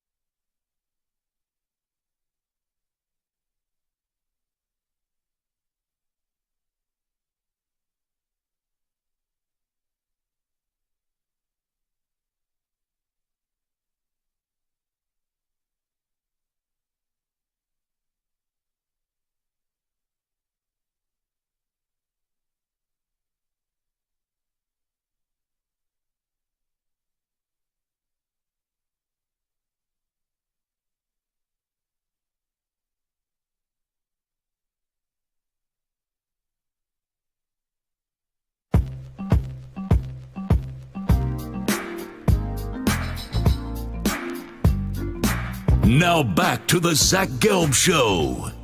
All right, it is Zach Gelb Show on CBS Sports Radio. We've been talking Kentucky, and more Kentucky since we did find out that John Calipari is off to Arkansas. He was officially introduced yesterday, and now we're trying to figure out who the next coach of the Wildcats will be. Let's tap into Big Blue Nation right now with Kyle Tucker. Does a great job covering the team for The Athletic, and he's kind enough to join us right now. Kyle, thanks for the time. How you been? Good. How are you? Doing fantastic. So let's start in order here with Scott Drew. It seemed like in the last 24 hours, a lot of people were thinking he was going to be the next coach of the Wildcats. When it comes out today that he's staying with Baylor, just had you kind of process that one and react to it, especially with people you talk to? Yeah, it's a big blow for Kentucky because, the biggest reason it's not the biggest deal in the world if you miss on your first guy, but I think the reason this one is significant for Kentucky is because Mitch Barnhart had this guy in mind for the better part of 3 years. In 2021, when Baylor won the national title in the COVID bubble, Mitch Barnhart, the Kentucky athletic director, was the chair of that tournament. They got to know each other. He got to see him up close and personal and be very impressed by him. And I've been told for a long time, I wrote it over 2 years ago when someone asked me in a mailbag, whenever Cal leaves, who would be at the top of the list, that it would be Scott Drew, that he'd be the first call, the second call, and the third call. Has basically been at the top of that list ever since. And so I think it is significant that the guy the athletic director has had in mind for all this time and immediately went after, by the way, John Calipari was still in Lexington when a private jet with a Kentucky contingent took off from Lexington to bring back Scott Drew's family yesterday to come see the town and kind of make their decision. And so, I mean, it was the first thing he did when it was official that John Calipari was out the door was to try to go get his guy. And I think when you're that settled on one candidate, I would never suggest that he only had one candidate. Sure. I think he's a very smart guy and had others. But I think in his mind, he has probably believed that when the time came, with as much money and resources as Kentucky has to offer and the brand name of Kentucky, and two, it was always going to be hard to follow John Calipari, but it's not as hard as it was, when he was at the height of his powers. I think Barnhart probably believed he was going to get this done, and he didn't. And so now it's on to, what next? And that's a really tough question because, the kind of people that you could hire that would be a no doubt, walk-off home run, everybody's happy, nobody's questioning it. That's a tough list because like Danny Hurley, right? That's the first one you want to hire. Well, he just won 2 national titles at UConn. They're going to give him everything they can give him to keep him. And yes, I think Kentucky could and probably already has outbid, dollar for dollar UConn, but you can't necessarily buy happiness. If you're in a part of the country you like, if you're at a school that you love, if you feel like you can do something special, and Danny Hurley, I think we've all seen his self-belief. Yeah. He believes they can go chase a three-peat. He believes they can create, as he said, a modern-day dynasty, which seems impossible, right, until Danny started doing this in this transfer portal era. I don't think he's going to do it. He's pretty unequivocally said he's not going to do it. Okay, so now you move on to who? You're not hiring Bill Self away from Kansas. Is Billy Donovan a realistic name to you? Yes, I think so. I think Billy Donovan, he's obviously turned them down twice in the past. He started his career, 2 of his children were born in Lexington, starting his career as an assistant under Rick Pitino in the early 90s. They've tried to go after him before, and he didn't take it. But from what I gather, I think he's more open to a return to college. I mean, things aren't going great in Chicago. It feels like the NBA thing is kind of petering out for him a little bit. And there's just this, if you're thinking about career and legacy and just sort of how you bookend a career, you start your coaching career at Kentucky, you have this incredible run before Danny Hurley. He was the last coach to repeat as national champs at Florida. He's familiar with the league. He's familiar with all of the bigness of what the Kentucky program is. And when that program comes calling now and they sort of need a savior, you were part of that process, right? When Rick was brought in to be the savior, what that looks like, and sort of how loved you can be, and how special the place can be if you're part of that. And there's a lot of money, as we mentioned. Well, it seemed like Kyle Tucker's here with us, who covers the Kentucky Wildcats for The Athletic. I know what he said the other night before they played the Knicks, how much he loves Chicago, and that's his focus right now. I kind of read into that where he was basically saying, call me Kentucky and let's have a conversation. Yeah, I don't want to put words in his mouth, but the words that didn't come out of his mouth were, no, there's no chance. I'm not interested in going back to college. Yeah. And he talked a lot, by the way. He said a lot of words. Do you think do you think he'd take the job if he was offered it? I can't say yes, but I can say I think he would. I think he would have that conversation. And the only problem with Billy right now is really a problem of timing, because their season doesn't end at least until the next weekend. They're in the play-in game situation. If they win that, right, now they're in an actual series, I don't know that Kentucky could afford to wait. I think they could absolutely afford to wait until the end of next week. It's not ideal. He is not necessarily an ideal, in this specific situation, not an ideal candidate, because you're going to have to completely redo your roster. And he's not an active coach in college who is going to bring transfers from his roster, who's going to bring his recruiting class. And that way, Drew is a perfect candidate, right? Because he has a number 6 recruiting class, and he has a couple of 5-star kids, one of which Kentucky almost got itself. You could almost have plug and play, with Scott Drew and the talent he was going to bring, and assume they were going to be pretty good year one. That is a much bigger question with a guy like Billy Donovan, because Billy's not been in college. The transfer portal didn't exist the last time Billy was coaching in college, and you're getting this later start if you wait until the end of next week. I think what Kentucky needs from Billy Donovan is an early conversation, even if it's in the back channels, even if it's not direct with Billy, but they need to know with a nod and a wink today or tomorrow or the next day. I mean, soon. Like if we wait, you're definitely going to end up coming to Lexington. You're taking this. You need, because then it gets, like I saw Adam Zagoria said he was texting with the coach, and he was like, oh, this is getting embarrassing for Kentucky so far. That's what the coach said. Like, I don't think this is embarrassing for Kentucky yet. Jay Wright was never coming. Dan Hurley was never coming here. Right. Obviously, the Scott Drew thing was surprising, but look what he has done at Baylor. It's not the easiest thing to leave. Whatever happened with Nate Oates is what happened. Like, I don't think it's embarrassing yet, but if they waited for Scott Drew for Billy Donovan another 10 days or so, and then he says thanks but no thanks, then it gets embarrassing. Then it's embarrassing. You're absolutely right. And like, as a fan base, I think even as the media, like, you can't say to Kentucky, make them say no, on this list, make them say no. And then get upset when they say no. But you say kudos, right? If you took a $10 million bag to Danny Hurley today and he said no, good on you. You tried, right? And there's no shame in, like, well, we couldn't get the guy who's just won back-to-back national titles to leave the place he's trying to build a dynasty. Who's also had a great program. Like, you could argue the best program in the last 30 years in college basketball. I think you couldn't argue otherwise. Yeah. They are. I mean, they are the dynasty, they are the blue blood of the new bloods. There's just no doubt about it. They have won 6 to Kentucky's 1 national championship over the last 25 years. I mean, if we're talking all of history, no, but if we're talking in the last 25 years, absolutely. So no, I don't think it's embarrassing, but I think we're to the point with Kentucky that, like, of the absolute home run opportunities, the make them say no's, and if you get one to say yes, you've crushed it. Billy is probably last on that, in that group for them. And you need him to indicate in some way it's going to happen if you wait on me. I would say too, like, maybe one thing to watch if you're trying to figure out if that's a possibility is how engaged, or if they get engaged with other candidates in the next week. Good point. If we stop hearing Kentucky's talking to this guy and that guy, then we might know something. And two, you could put a skeleton crew. You could designate someone to be a recruiter on campus in the meantime if you knew Billy was coming, and you could start talking to players and say, we got somebody pretty great coming. Like, if you're making a decision, why don't you wait? That goes for transfer portal guys.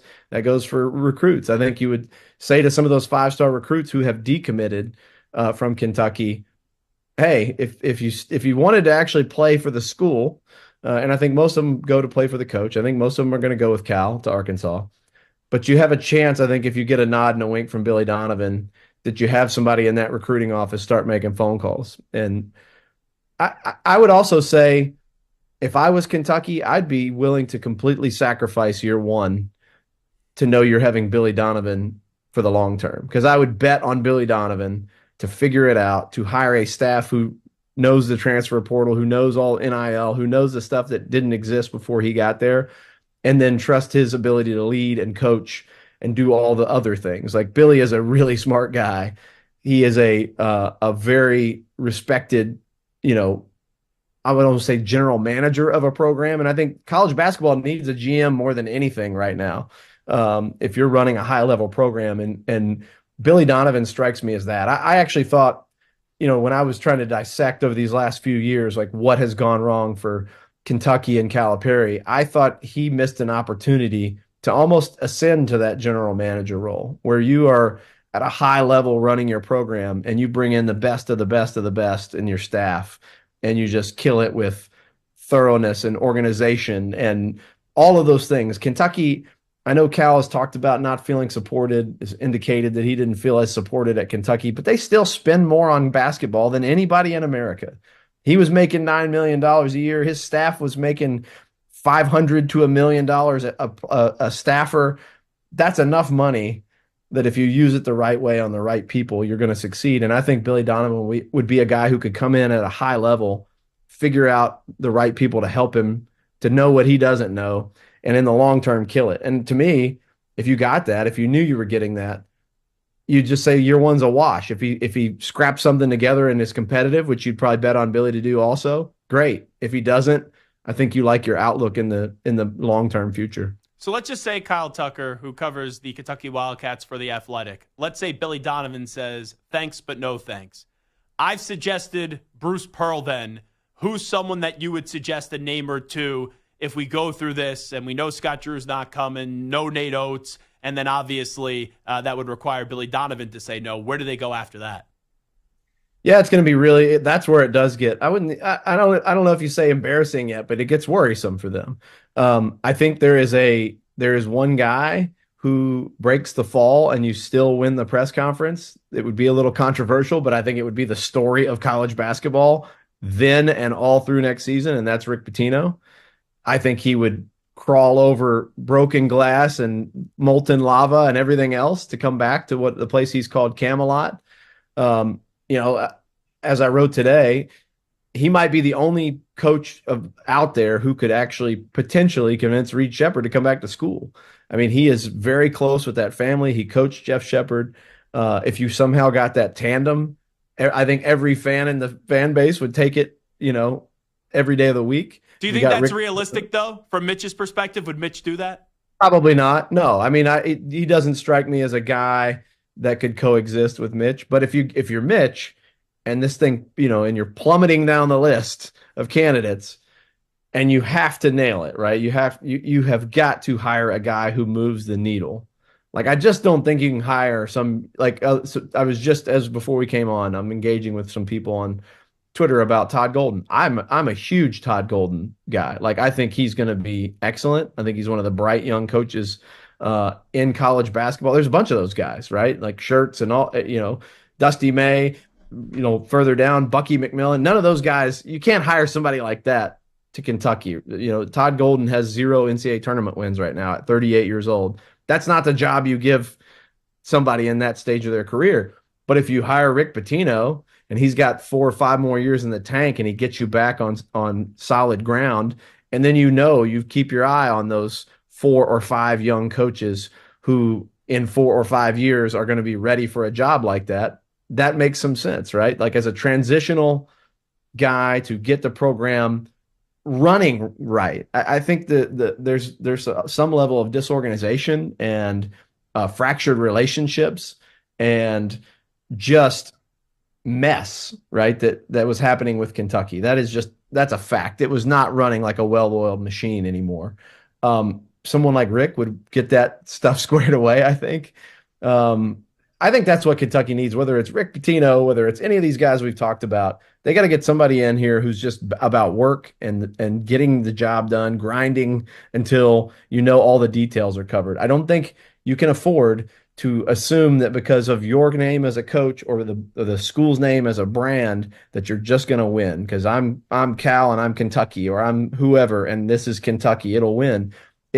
there aren't any programs that just run themselves anymore, because there are a lot of equalizers in college basketball that don't allow the blue bloods to just run away from everybody else. And I think you do have to have a really sharp grinding minded person running the program. Bruce Pearl, to me, if I was just saying like plug him in and would he win at a really high level? Yes.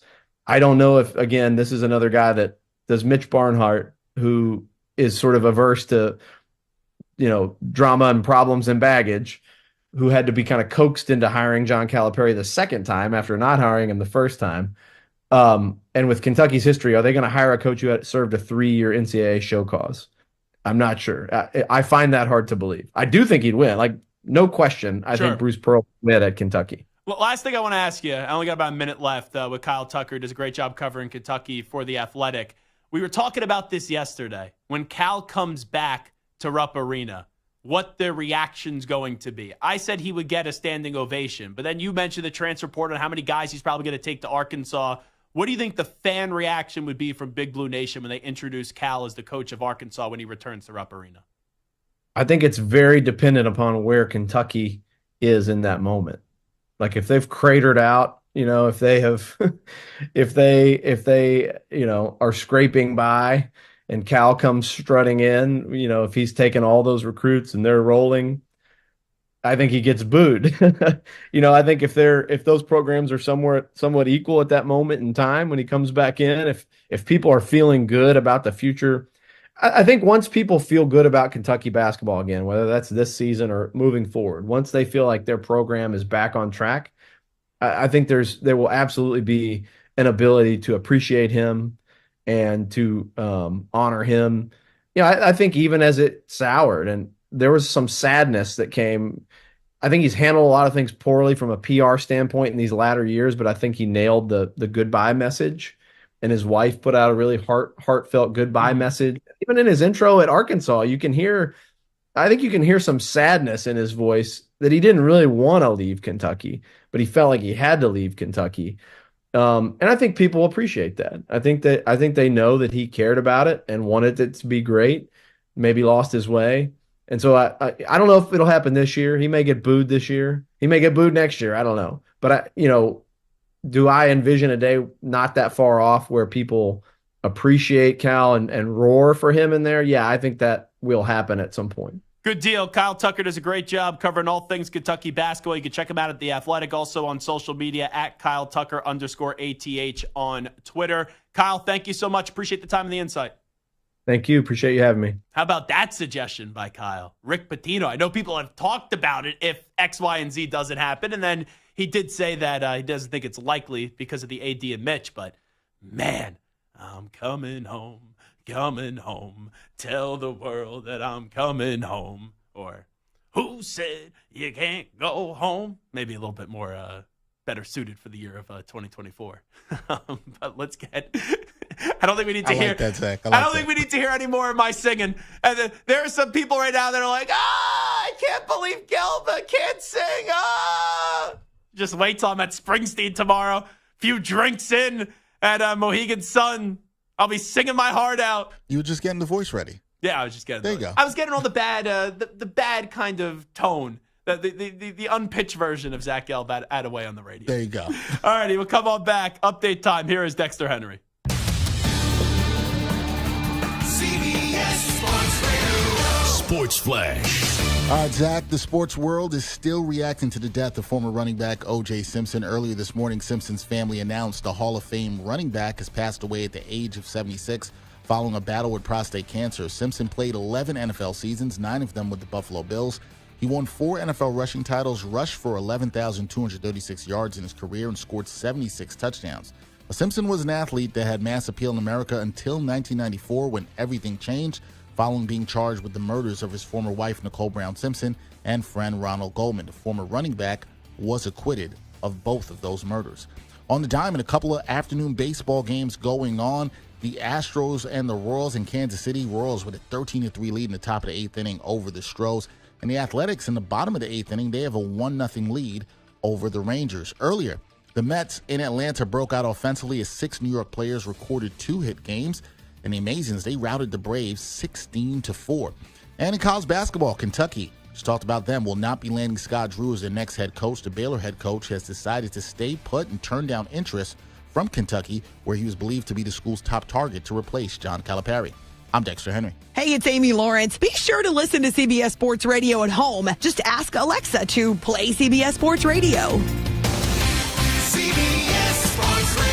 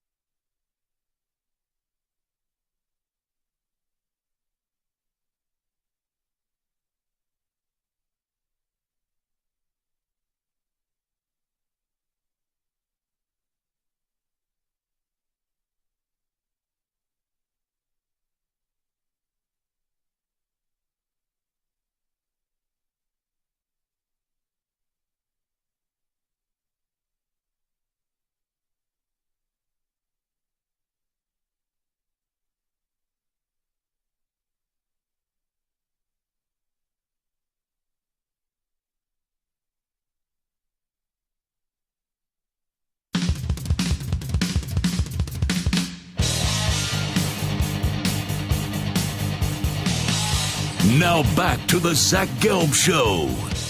All right, it is the Zach Gelb Show on CBS Sports Radio. We'll react to this in a bit. But according to John Rothstein, BYU's Mark Pope is a candidate for the head coaching vacancy at Kentucky. Pope was a member of the 1996 National Championship title team in Lexington and also is a huge fan. John really tweeted this out. Is a huge fan of our 5:40 p.m. Eastern Time, Zach is back all right rejoin, as we learned at the Final Four. I don't think Stu had the mics on. Or actually, it was on a Friday, I think, when he joined us. So whoever was in for Stu, I don't think had the mics on. But when that intro came back and that rejoin came back, he's like, this is awesome. This is unreal. And Mark Pope, who we've known for a while, that'd be pretty cool if he got the job. I don't think people in Lexington would be maybe jumping for joy. Now, it's one of your own big personality, I think can be a good coach, but I would not have expected that Mark Pope would be the big-time name for Kentucky. Now, just because John Rothstein puts his name out there that he's a candidate doesn't mean that he's going to get the job. As much as I love Mark Pope, I would still be surprised if Mark Pope is the next head coach of the Kentucky Wildcats. What Kyle Tucker said, I think, will give us an indication. Like in the next 48, 72 hours, we don't really hear a lot of juice with other names, and we kind of see them put the search on pause publicly. That means they have the guarantee from Billy Donovan behind the scenes. But I don't know if they're going to get that guarantee. All righty. It is a Thursday. Let's get to a Zach Gelb Show. PSA. Warning.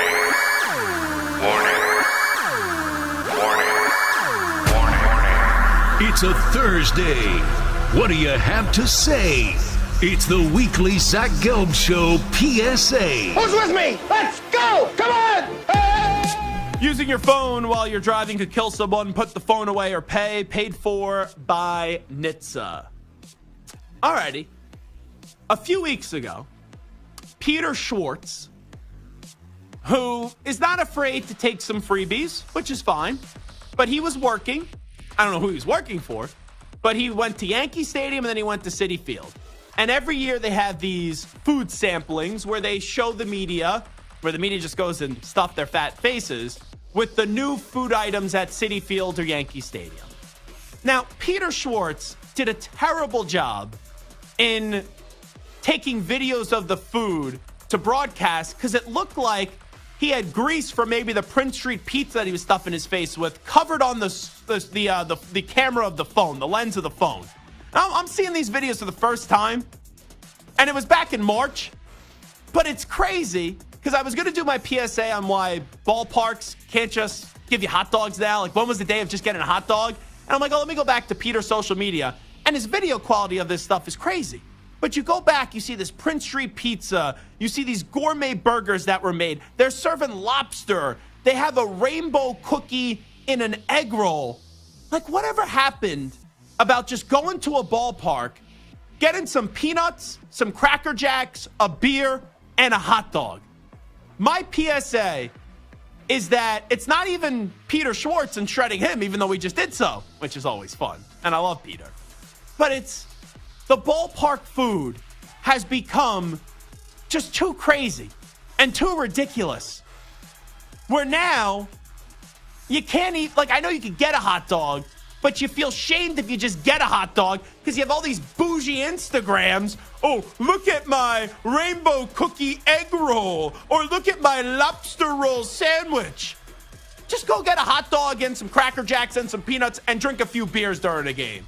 That's my PSA. Too bougie, these ballparks. Samter, what do we got cooking? I love the bougie ballpark. Oh, because you're bougie. Yeah. You and Ack both bougie. When the Yankees started bringing sushi to Yankee Stadium. Hey, come on, sushi at Yankee Stadium? I mean, this was back in the late 90s, early 2000s. Stop. I think it was Hideki Arabu that kind of got that whole thing started. It was great. Gotcha. Go ahead. Here's my PSA. I was listening to my former quarterback, who I got to watch play for 4 plays before I decided to leave the Jets and become a Chiefs fan. He was on a podcast, and we're going to play some of the audio later on. And it was just like 2 hours of just one conspiracy theory after another conspiracy theory after another conspiracy theory after another conspiracy. Yes, Aaron Rodgers. And this isn't really just about Aaron Rodgers. This is just about conspiracy theories in general, right? I understand that there are some theories and some conspiracies out there that have some truth behind them and some that are true, right? You have a variety of different things, right? But not all conspiracy theories can be true. And if you want to say you believe in one or two conspiracy theories, I'll listen and I'll kind of hear your thoughts and kind of fight back on some of the facts of the case. But if you believe in every single conspiracy theory, you're just a boy who cried wolf. You sound like an idiot. You sound like a clown, right? We have flat earthers and JFK assassination, the moon landing, 9/11. People say that birds aren't real. Like, there are just some ridiculous, stupid things out there that, like, at one point, it's like, okay, well, we don't want to trust XYZ. Don't trust the government. Don't trust this. Don't trust that. Fine. I get the skepticism, but at a certain point, you sound like a whack job with a tin hat on, and you just sound crazy. Like, just chill out, people. Okay. Come on. I will say this. I will respond to the Rodgers stuff in News Brief. The only thing I will say, there's a major hypocrisy in something that Rodgers said. Shocker, Rodgers being a hypocrite. With something Rodgers said like a little over a month ago, and now when he continues to do what she was speaking against. Stu, send us home. All right, mine's pretty simple. It's just don't get old. I did the treadmill for the past few days, and including last night. Out of breath? And no. I woke up this morning with my knee throbbing. I could barely stand when I got out of bed. Mm-hmm. I was walking with a limp for probably the first half of the day or so. So just don't get old because it stinks. Can I give you a piece of advice here? What do we got? Not that I am a fitness coach, and I don't want to lecture you. You doing the treadmill? I do a mixture of a few things, but treadmill is one of the things I do, yes. Elliptical is made for people when they get older. Now, I'm not decrepit, but I've lost a lot of weight just using the elliptical. I'm on the elliptical 6 days a week, an hour a day. That's pretty good. So it's pretty good, and my body has not been killed from the elliptical. And there's a lot of body to be had here with your boy. The elliptical, I think it's a very easy workout. JJ Watt says it's boring. I don't find it boring, but it's an easy workout where you sweat a lot, and I don't think it kills your body as well. So maybe my PSA to you, Stu, stop at the treadmill. Get on the elliptical. Do the elliptical more. Yeah. All righty. It is the Zach Gelb Show on CBS Sports Radio. Chris Trapasso is going to join us on the other side. We are going to do a Zach Gelb Show Top 10 mock draft. I will take the odd picks. Chris will take the even picks, and we will fill out the top 10 as we will do this maybe one other time before the NFL draft does come your way 2 Thursdays from now in Detroit. Got one more hour to play, 60 minutes to rock and roll. Do what you got to do. We'll be back right after these short messages.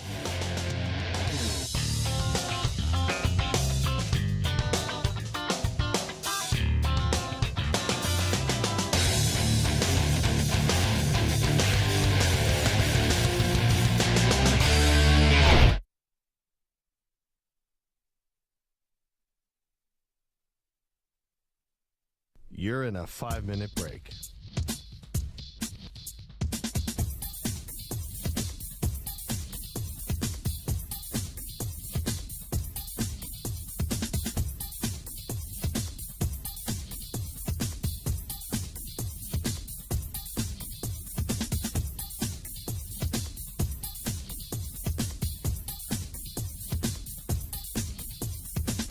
Four minutes, 30 seconds remaining.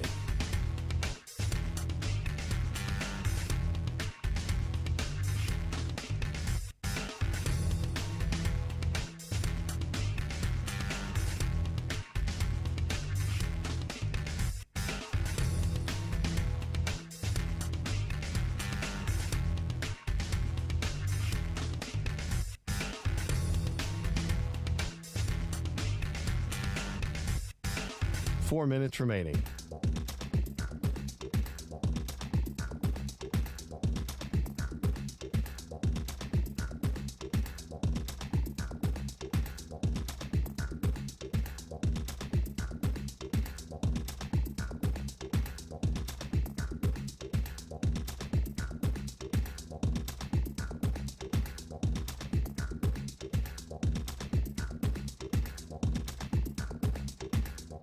Three minutes, 30 seconds remaining.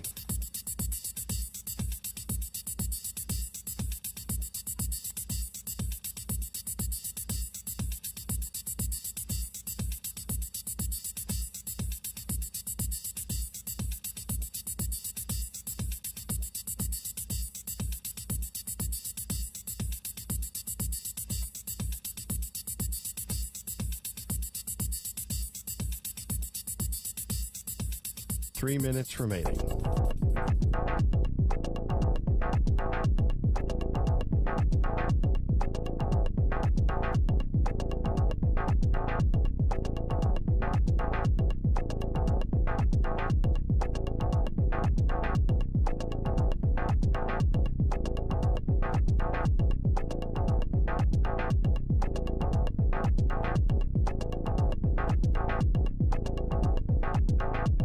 Two minutes, 30 seconds remaining.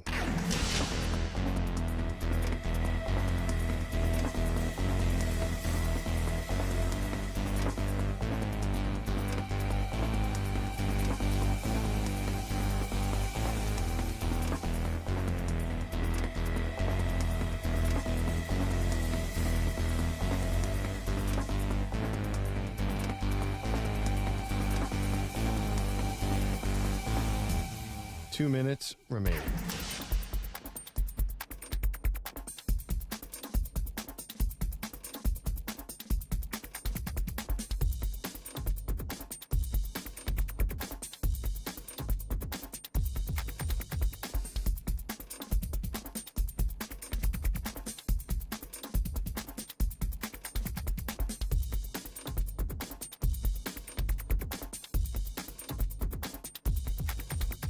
One minute, 30 seconds remaining.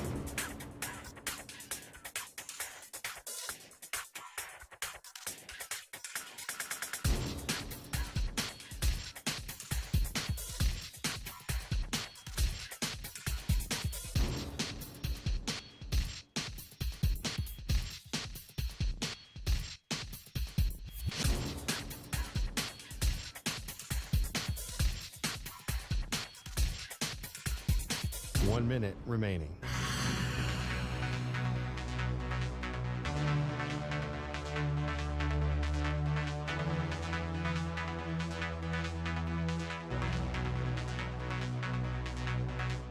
Forty-five seconds remaining.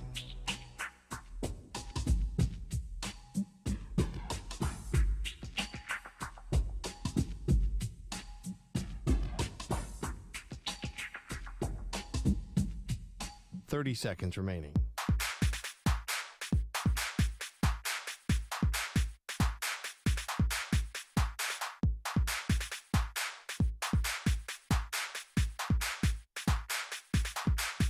Fifteen seconds.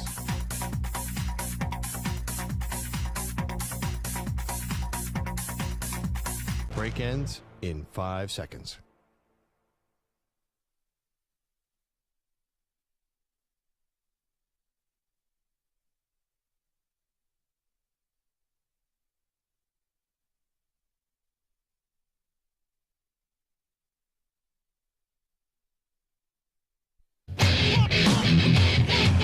He's live. He's nationwide on CBS Sports Radio. This is the Zach Gelb Show.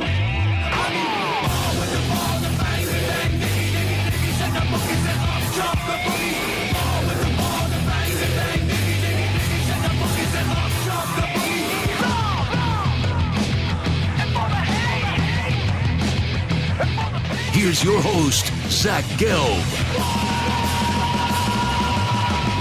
And away we go. Hour number 3 of our radio program, rocking and rolling. It is the Zach Gelb Show, coast to coast on CBS Sports Radio. Chris Trapasso does a phenomenal job as a NFL draft and young NFL player analyst for CBS Sports. And I always enjoy this time of the year. It's usually a tradition unlike any other. They say that for the Masters. It's also for us here at the Zach Gelb Show on CBS Sports Radio, because we bring Chris on and we do a top 10 mock draft. I will take the odd picks. Chris will take the even picks, and we'll see how much chaos and how many people we could annoy by the end of this segment to see the first 10 players that will be off the board. So, Chris, appreciate the time as always. How you been, my friend? I'm doing really well. I got my Masters green sweatshirt on, or as closest thing I have to that Masters green jacket. But yes, this is a great time of the year with the Masters, college basketball just getting done, and then now we just all can narrow our focus on the NFL draft. So this is one of my favorite, kind of low-key favorite times of the year. So let's get to it. I have the first pick here representing the Chicago Bears. Surprise, surprise, surprise. It's going to be Caleb Williams. I don't really have any great concerns about Caleb Williams. I know people could talk about him crying in his mother's arms and how he's going to be able to relate in the locker room. He's right now the best quarterback in this draft class. I think the best player is Marvin Harrison Jr., but he is the best quarterback we've known now for practically 2 years. When he's eligible, he'll be the number 1 overall pick, so nothing really much to discuss here. Caleb Williams going 1 to the Chicago Bears, so that puts Chris on the hot seat where the draft really does start with the 2nd overall pick. What do you think the Washington Commanders will do and why? They're going to pick Jaden Daniels, the Heisman-winning quarterback from LSU. I think pairing him with their offensive coordinator, Cliff Kingsbury, who ironically was Caleb Williams' offensive coordinator last year at USC, can still utilize the same air raid offense, throw the ball down the field, a lot of vertical routes. We saw that that's really where Jaden Daniels excelled with Malik Neighbors and Brian Thomas last season. The big playability with his legs. Really, Washington has not had that since RG3 over a decade ago. So I think it's a good fit, and he is and has become such an elite quarterback prospect. Not as much of a layup as Caleb Williams to the Bears, but I think this pick will be turned in relatively quickly on April 25th. Yeah, I agree with you, and this puts me in a mental pretzel, Chris Trapasso, because I am a Patriot fan. I want Jaden Daniels. It annoys me that the Patriots lost to the Commanders, and because of a different tiebreaker, the Commanders have the 2nd overall pick. So people that were happy when they beat the Steelers and happy when they beat the Broncos at the end of the year, this is all your fault, is what I'll have to say. So I do not want Drake May. I think if the Patriots stay here, they should pick Drake May if they're going to take a quarterback. But I actually believe that Gerard Mayo and Elliott Wolf are going to channel their inner Bill Belichick. And when everyone thinks they're going to take a quarterback, they're going to trade back. I believe the Minnesota Vikings trade up to 3. 2-3 weeks ago, if you would have said, Zach, Minnesota trades up to 3, I probably would say because of the McCown connection, they end up taking Drake May. But I don't believe Drake May is NFL ready right now. And I think the Vikings do have a window here with Justin Jefferson and Jordan Addison. And we know Jefferson's going to get an extension. Addison's still on a rookie deal. So I believe not only do the Minnesota Vikings trade up to 3 and the Patriots fall back to 11, but I have Minnesota taking J.J. McCarthy here with the 3rd overall pick in the draft. And I'm actually surprised that I said it because I don't think J.J. McCarthy should be the 3rd overall pick, but that's where I think we're heading to.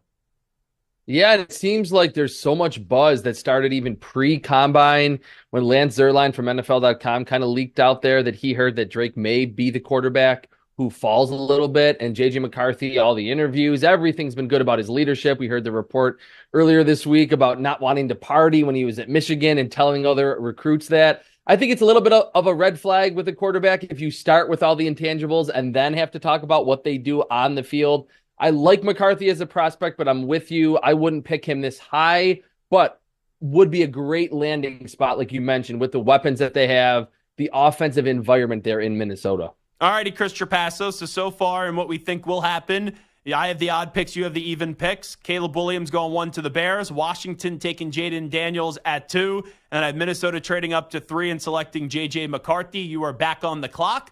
And you have the Arizona Cardinals. Do they trade back or do they take a wide receiver for Marvin Harris for Kyler Murray?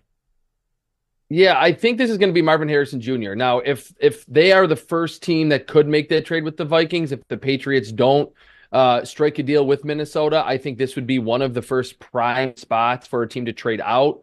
But it feels like after moving away from Will Anderson last year and then trading back up for Paris Johnson, the offensive tackle who didn't have that great of a rookie season, I think, like you mentioned, Monty Ossenfort, their GM, is going to get Kyler Murray a legitimate weapon. Their GM, Jonathan Gannon, saw the impact that an A.J. Brown could have on a mobile quarterback in Jalen Hurts. I think they'll just ultimately stay put, maybe take some calls, but ultimately decline them and pick Marvin Harrison Jr., wide receiver, Ohio State. Yeah, and I think the good part from this exercise, we know quarterbacks are going 1, 2, and probably in all likelihood 1, 2, and 3. The trade-ups are going to be fascinating because we know there's going to be a team that tries to jump the Giants, and then we'll see how that does go. Now, in this exercise, if you're trying to take away from the Giants getting a quarterback, you probably want to see it be quarterback 1, 2, and 3 staying put, and then Minnesota maybe jumping up to 4 or 5, what we're talking about. But I had Minnesota jumping up into 3 and getting J.J. McCarthy. So Chris Trapasso here with us, first 4 picks Bears taking Caleb Williams, Washington going with Jaden Daniels. I have Minnesota moving into 3 to take J.J. McCarthy, and Chris did just select with the Cardinals, Marvin Harrison Jr. I will go back-to-back wide receivers here. This could be a trade spot for the Chargers. I personally think Roma Dunze is the second best wide receiver in this draft class, but there's been so much buzz about Malik Neighbors. I think Malik Neighbors is going to be the pick here for the Chargers in at number 5.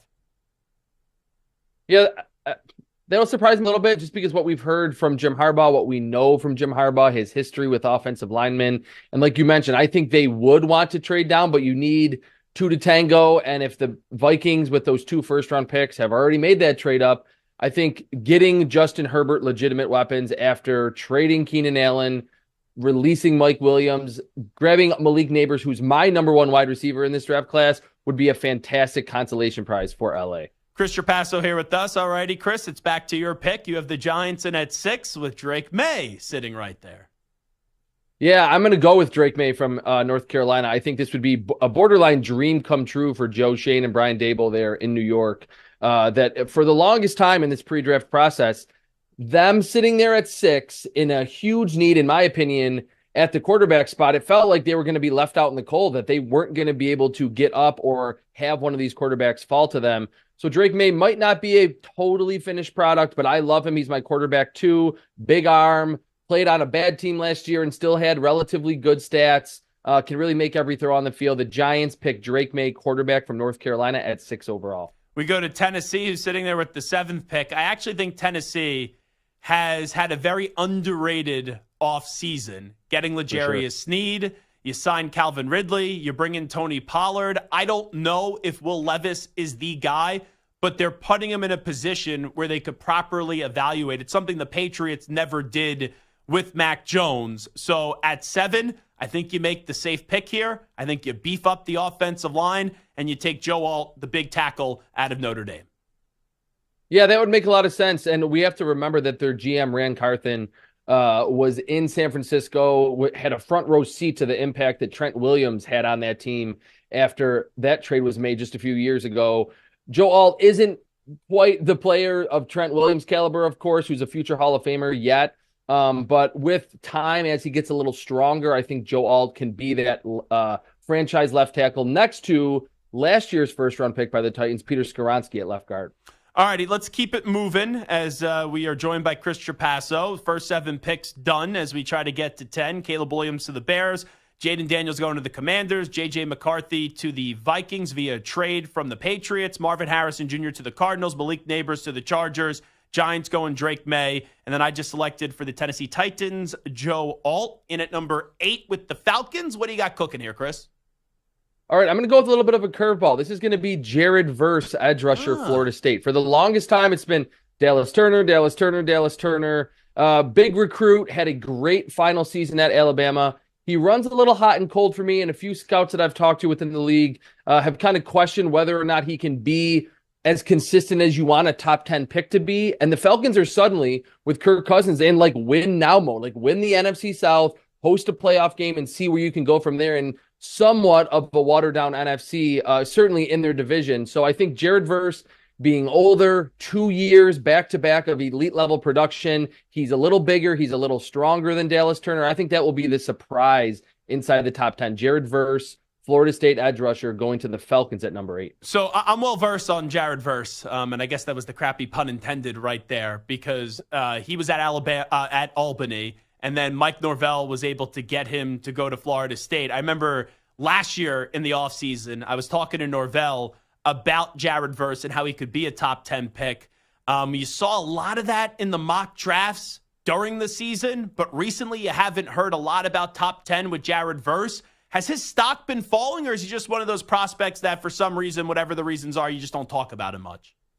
Yeah, I think he's just kind of clean and safe. With Dallas Turner, you see the upside. He's younger. He has a longer wingspan than Jared Verse. And again, he was a number 1 recruit in the nation. So I think there's certainly a chance that Dallas Turner goes in the top 10. But with Verse, from just my own evaluation and talking with people after the combine within the league, they're just like, hey, this player has a very high floor and there is some ceiling to his game, because we only saw him for 2 seasons in the ACC. I could see the Falcons having kind of a tough decision whether they go Dallas Turner or Jared Verse, but I think they want more of a win now type of player, and to me, that's Jared Verse from Florida State. Just wondering, I'm going to throw out an old scenario, and I just wonder if there's any similarities here. When the Jaguars had the first overall pick and they took Trayvon Walker, I was like, that doesn't really make sense, but they sold you off the potential.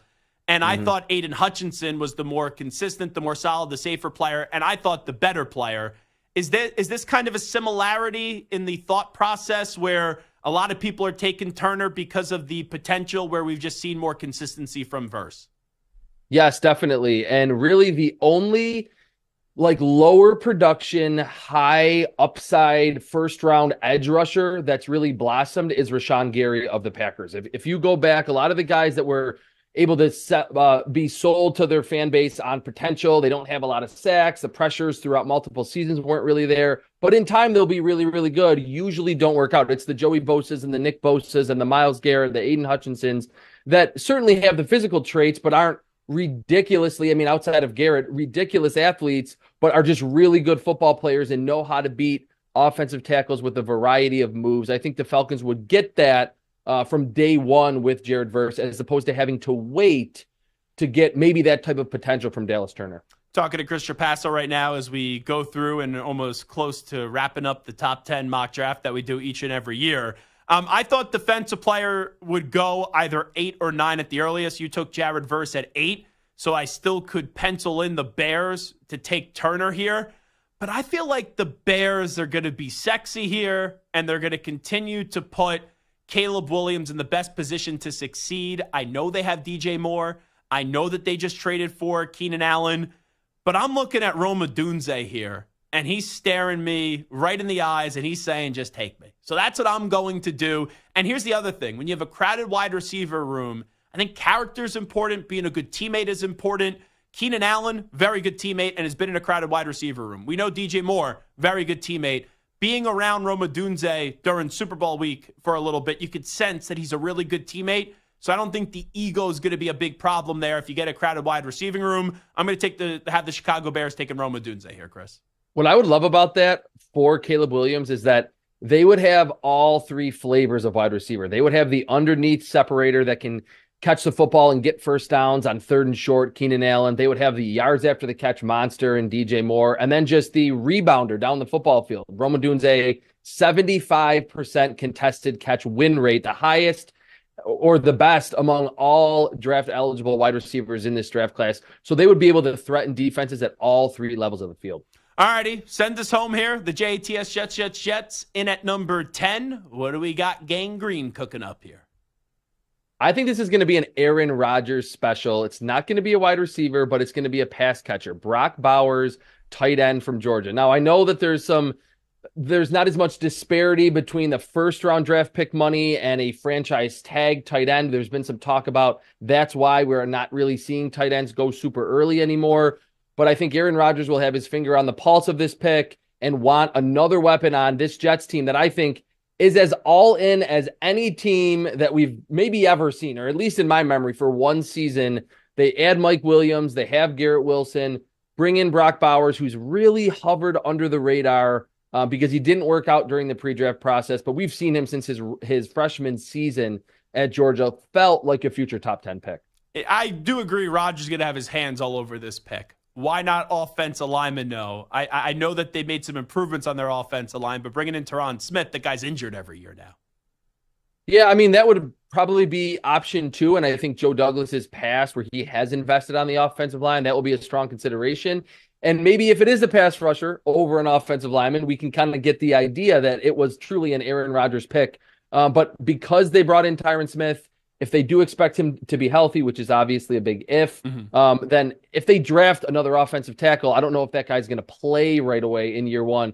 Brock Bowers can be plugged in and catch 60 or more passes from Aaron Rodgers in 2024. He is Chris Trapasso, does a great job covering the draft and all the young NFL players. He is Chris Trapasso of CBS Sports. You can follow him on Twitter at Chris Trapasso. Chris, thanks so much for doing this again. Thanks. There you go. Chris Trapasso joining us right there on the show. Just to wrap up the mock draft, Bears, I had the odd picks, he had the evens. Bears, Caleb Williams, Washington, Jaden Daniels, Patriots trade to Minnesota. Minnesota takes J.J. McCarthy. Cardinals go Marvin Harrison Jr. Chargers Malik Neighbors. Giants Drake May. Titans Joe Alt. He had the Falcons taking Jared Verse. I have the Bears taking Roma Dunze. And then the JTS Jets taking Brock Bowers. Coming on back, Zach Gelb Show, CBS Sports Radio.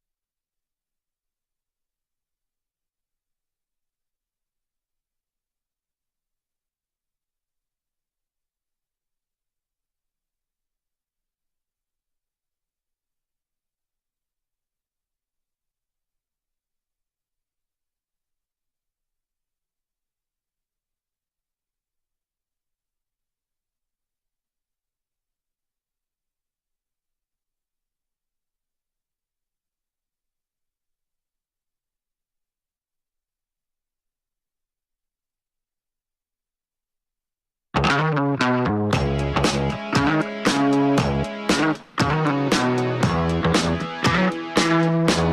back to the Zach Gelb Show. It is the Zach Gelb Show on CBS Sports Radio. You know, usually when you have an athlete that passes away, we talk about the athlete in a positive way and you give the proper eulogy and you reflect and maybe you bring on a guest or two that knew the athlete that impacted so many people's lives in what you would hope would be a positive way. And you kind of reflect and, you know, you never obviously want to see someone pass away, but it is something that it's weird to say when someone's older, it's easier to talk about death. Like when someone tragically passes away that was an athlete at, let's say, like 30-something years old, that's heartbreaking. It's difficult. You know, when someone that was a great athlete or someone that you knew passes away when they're 85 or 90, I'm not saying it's easy because there's still an emotional attachment. You'll never be able to get to see or talk to that person again. And you do realize, though, wow, that person had a great run. But when you find out today that O.J. Simpson did pass away after a battle with cancer, it's a very difficult thing to talk about. Because for some, right, you remember O.J. Simpson, the football player. And it's like two different O.J.s you got to kind of talk about. Like O.J. Simpson's one of the greatest running backs in NFL history. But O.J. Simpson, the football player, clearly gets overshadowed, and he only has himself to blame because of what allegedly happened. I got to be technical here with O.J. Simpson off the field. And I know he was never convicted, but I think most of us do believe that O.J. Simpson is a murderer, and he got away with it. So that's the difficult part of this conversation, because I can't really talk about O.J. Simpson in a positive way. And this is not a normal death, because even though how great O.J. Simpson was as a football player, I don't think there's many that's their first thought in the year of 2024. Like when you hear the news today, O.J. Simpson passes away, do you think, oh, that's one of the greatest football players I've ever seen passed away? Or what happened off the field, allegedly, with O.J. Simpson? I think for most of us, it's the latter. And you got to remember, and obviously, you know, I don't have a memory of it, but through documentaries and obviously just being a sports person and being someone that's in this position, this is not a foreign topic to us. O.J. Simpson, right? We've had documentaries come out. He has not avoided really any of the public spotlight. He has not just gone off and hid somewhere for years, obviously. But you look back at the trial and, right, the white Bronco chase as well. It's one of those moments. I know it's weird coming from me, but it's just one of those moments when I'm going to say it this way, that if you were alive for it, everyone remembers where they were for that. And everyone remembers how powerful of a topic that was.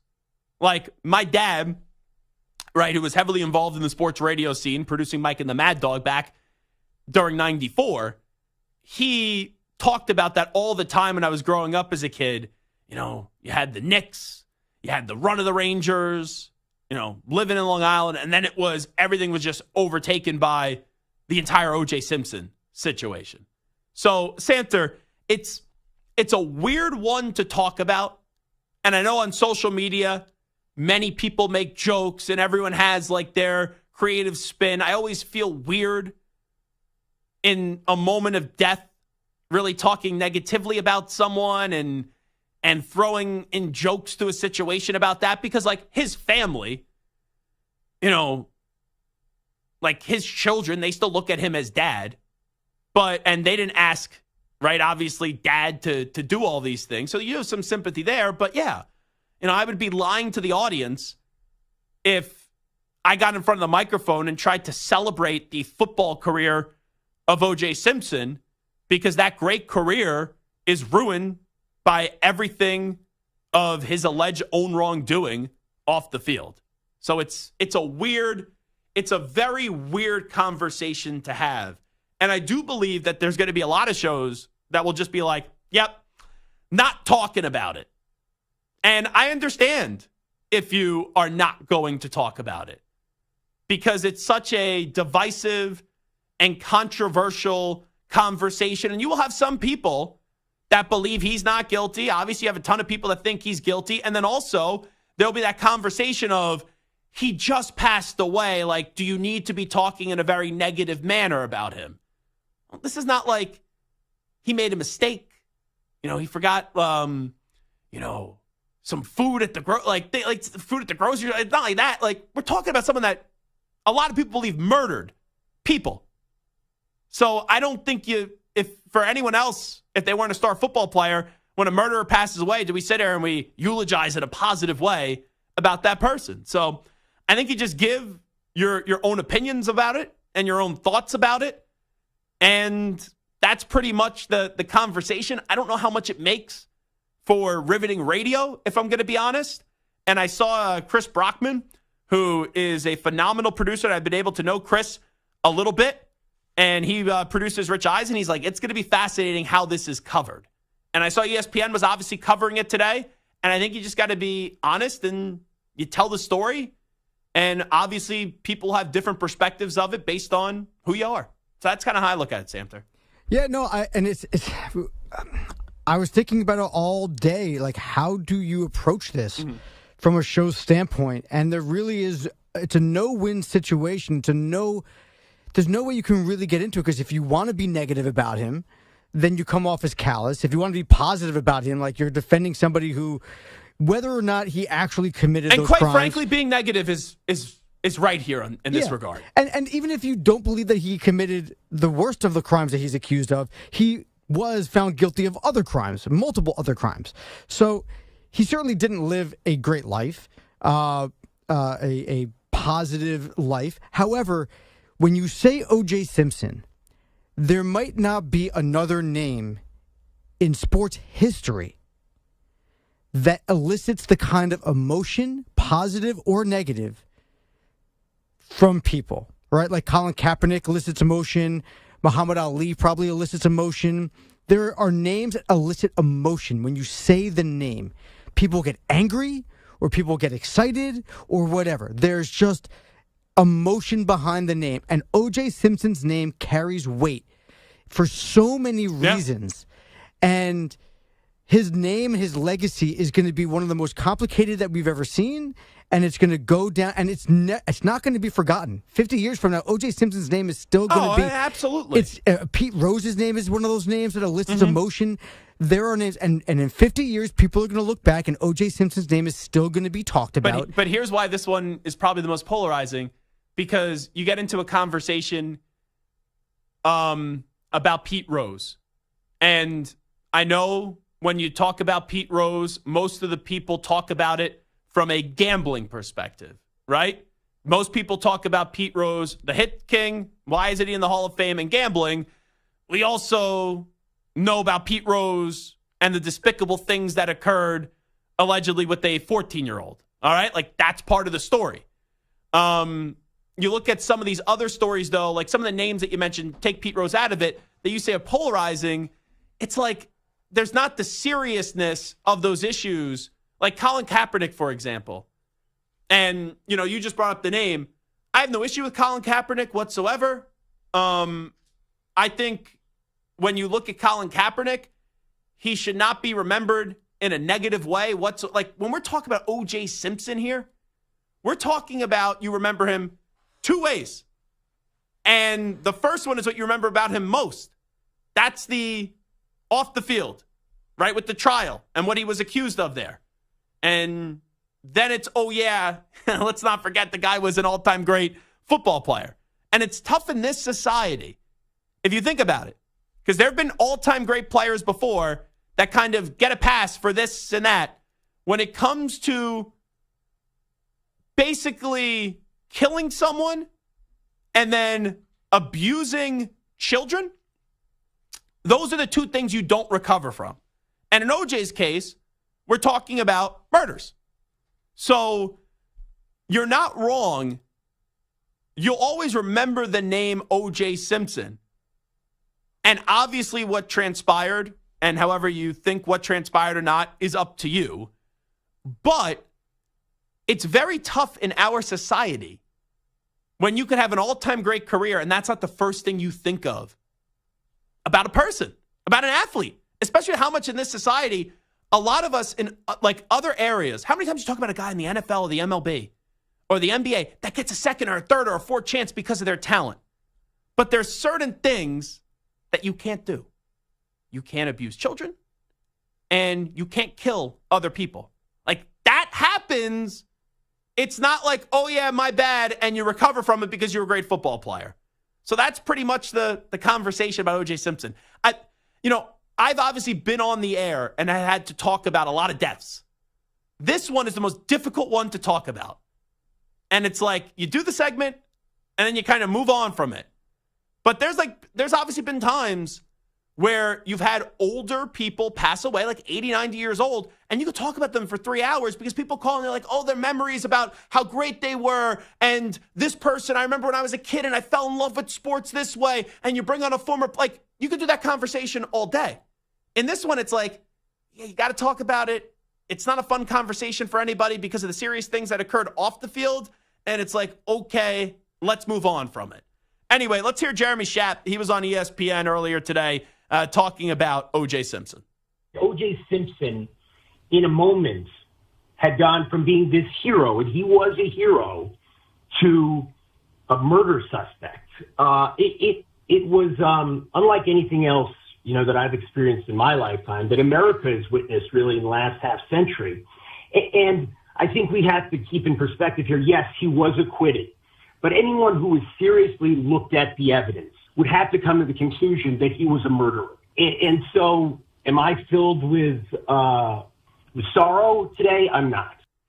And also, let me just say this, because I do see from some younger people, and I'm a younger person, like, oh, can you have some sympathy? He just passed away. Why are so many people being negative? And like, for example, I was born in 94. So here's like the equation to people that are like in my age and younger. Being a big Patriot fan. I loved Aaron Hernandez as a football player. I understand Aaron Hernandez as a football player is not comparable to O.J. Simpson as a football player.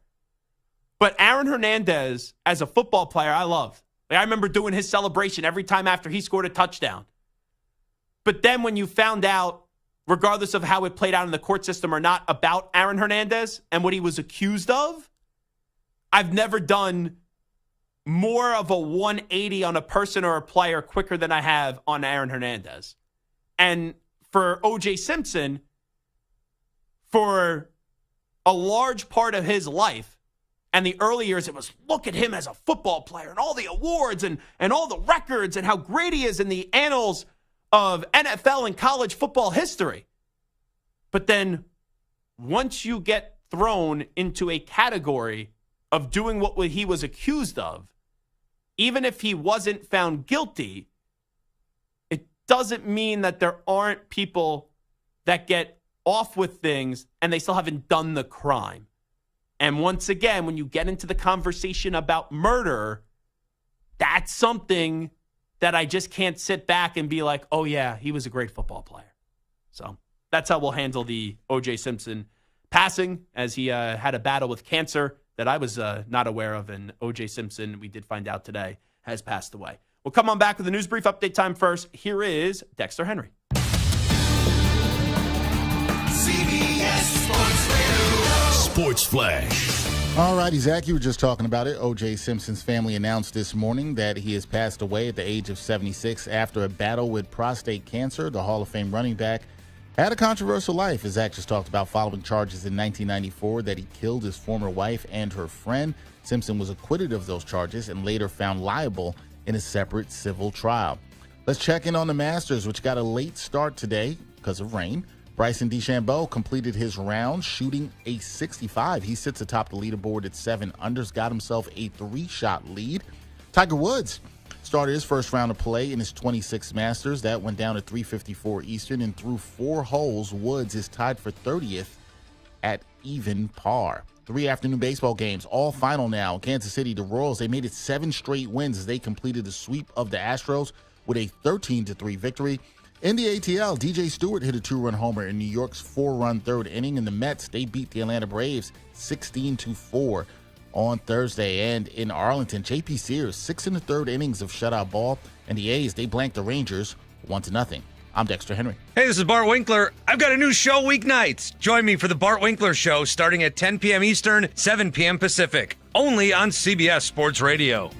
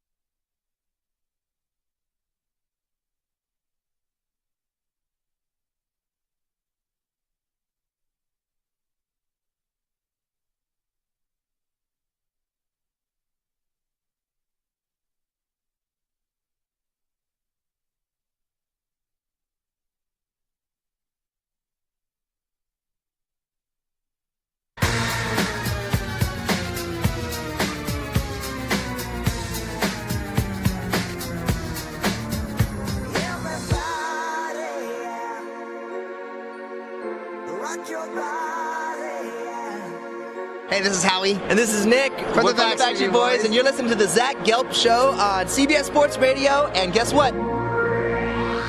Zach is back. All right.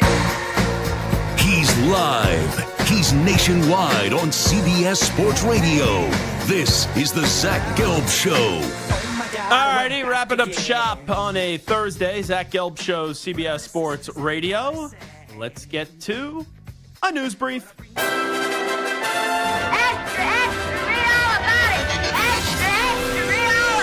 Time for your daily news brief. We get you caught up on the rumors, reports, and reconnaissance from the day in sports. All righty, let's start off with the Lions quarterback Jared Goff. Jared Goff calls out the Detroit media on the Wilbo Trading Cards podcast.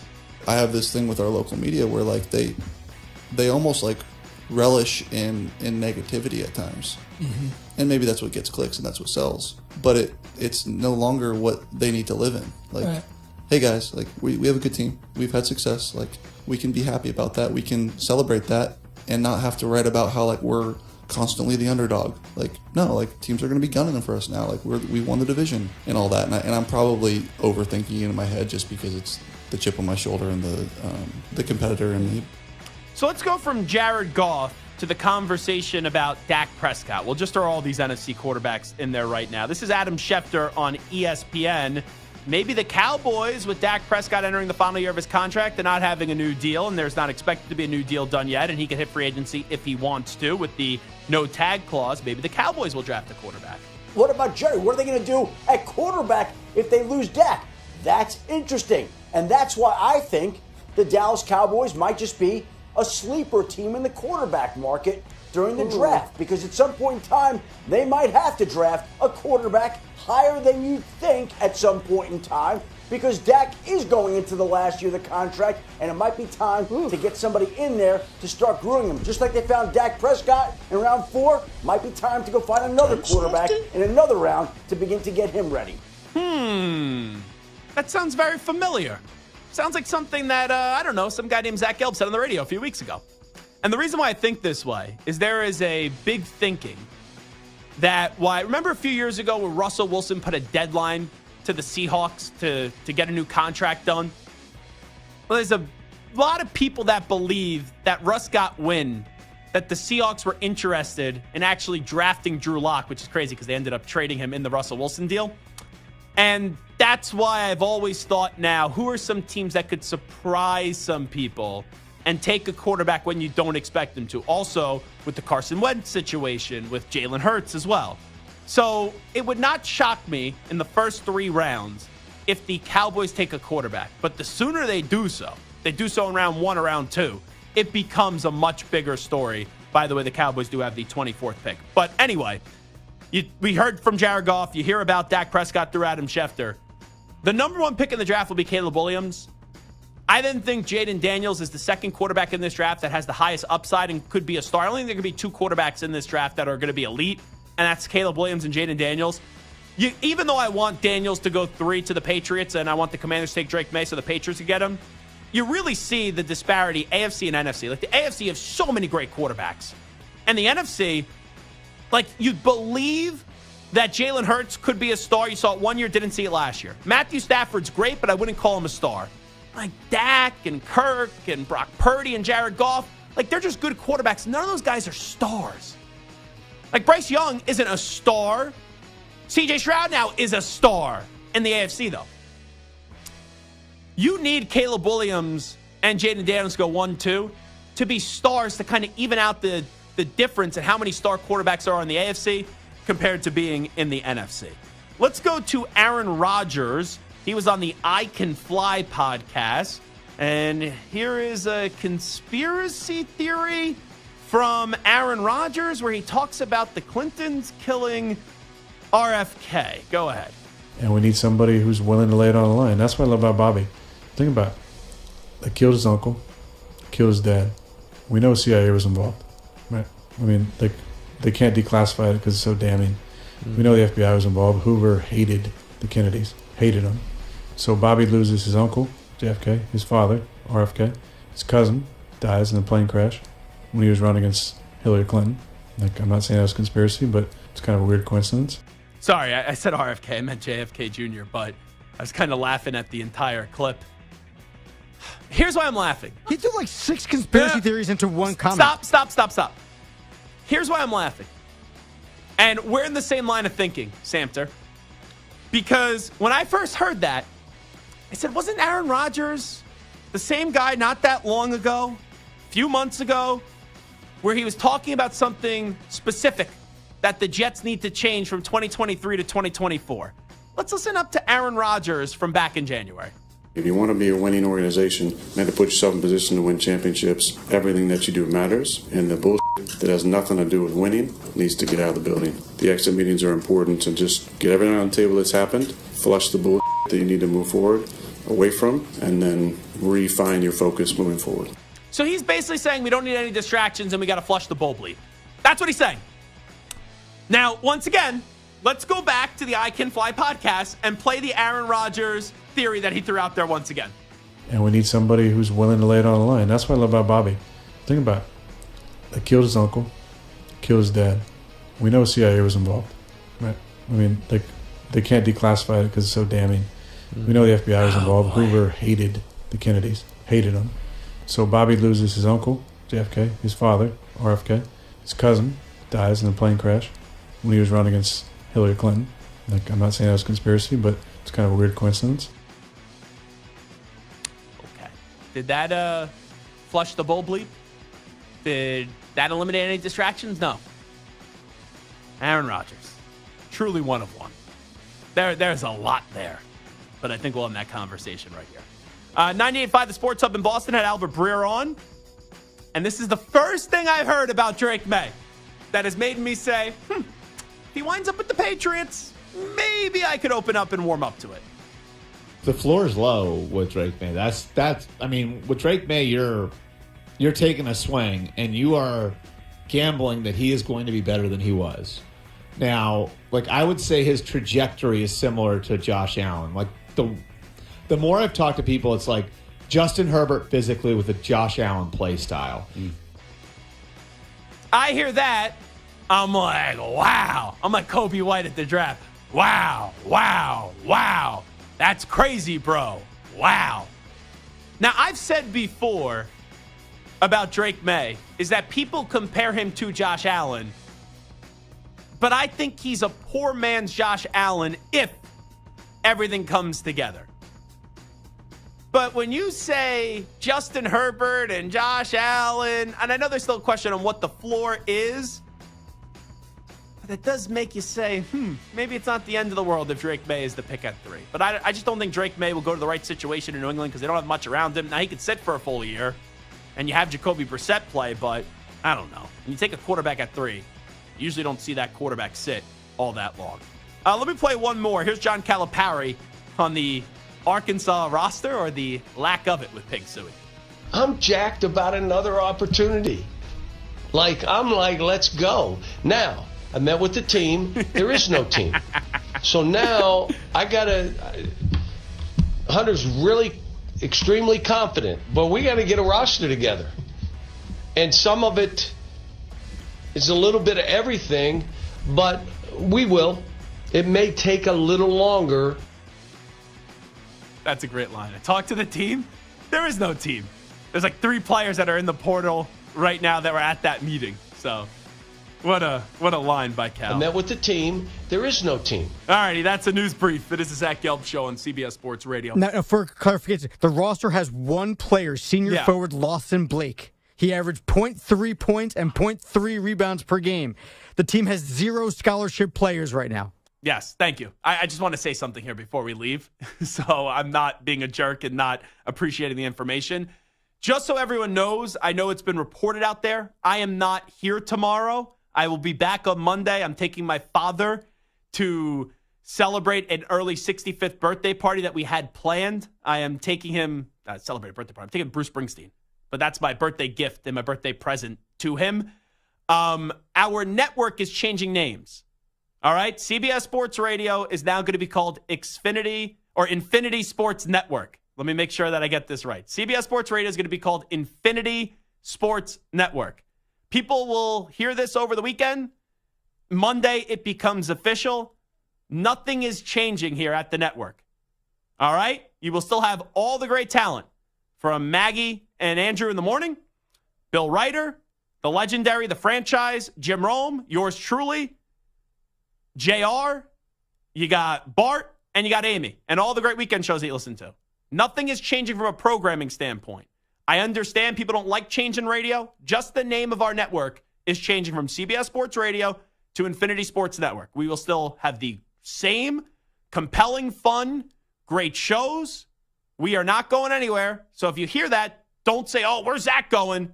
Or where's Maggie and Perloff going? No. Where's Jim Rome going? No, we are all still here, and we'll do the great job that we always do and continue to build a great relationship that we have with all of our affiliates and all of our listeners. I will talk to you on Monday. Amy Lawrence is in for me tomorrow as I'm off to Bruce Springsteen with my old man. Big thanks to Stuart Kovacs. Big thanks to Michael Samter as well. And a big thanks to Kyle Tucker for joining us, Darius Robinson, and Chris Trapasso. I'll talk to you Monday, everybody. Thank you. We out. Bye-bye. Peace.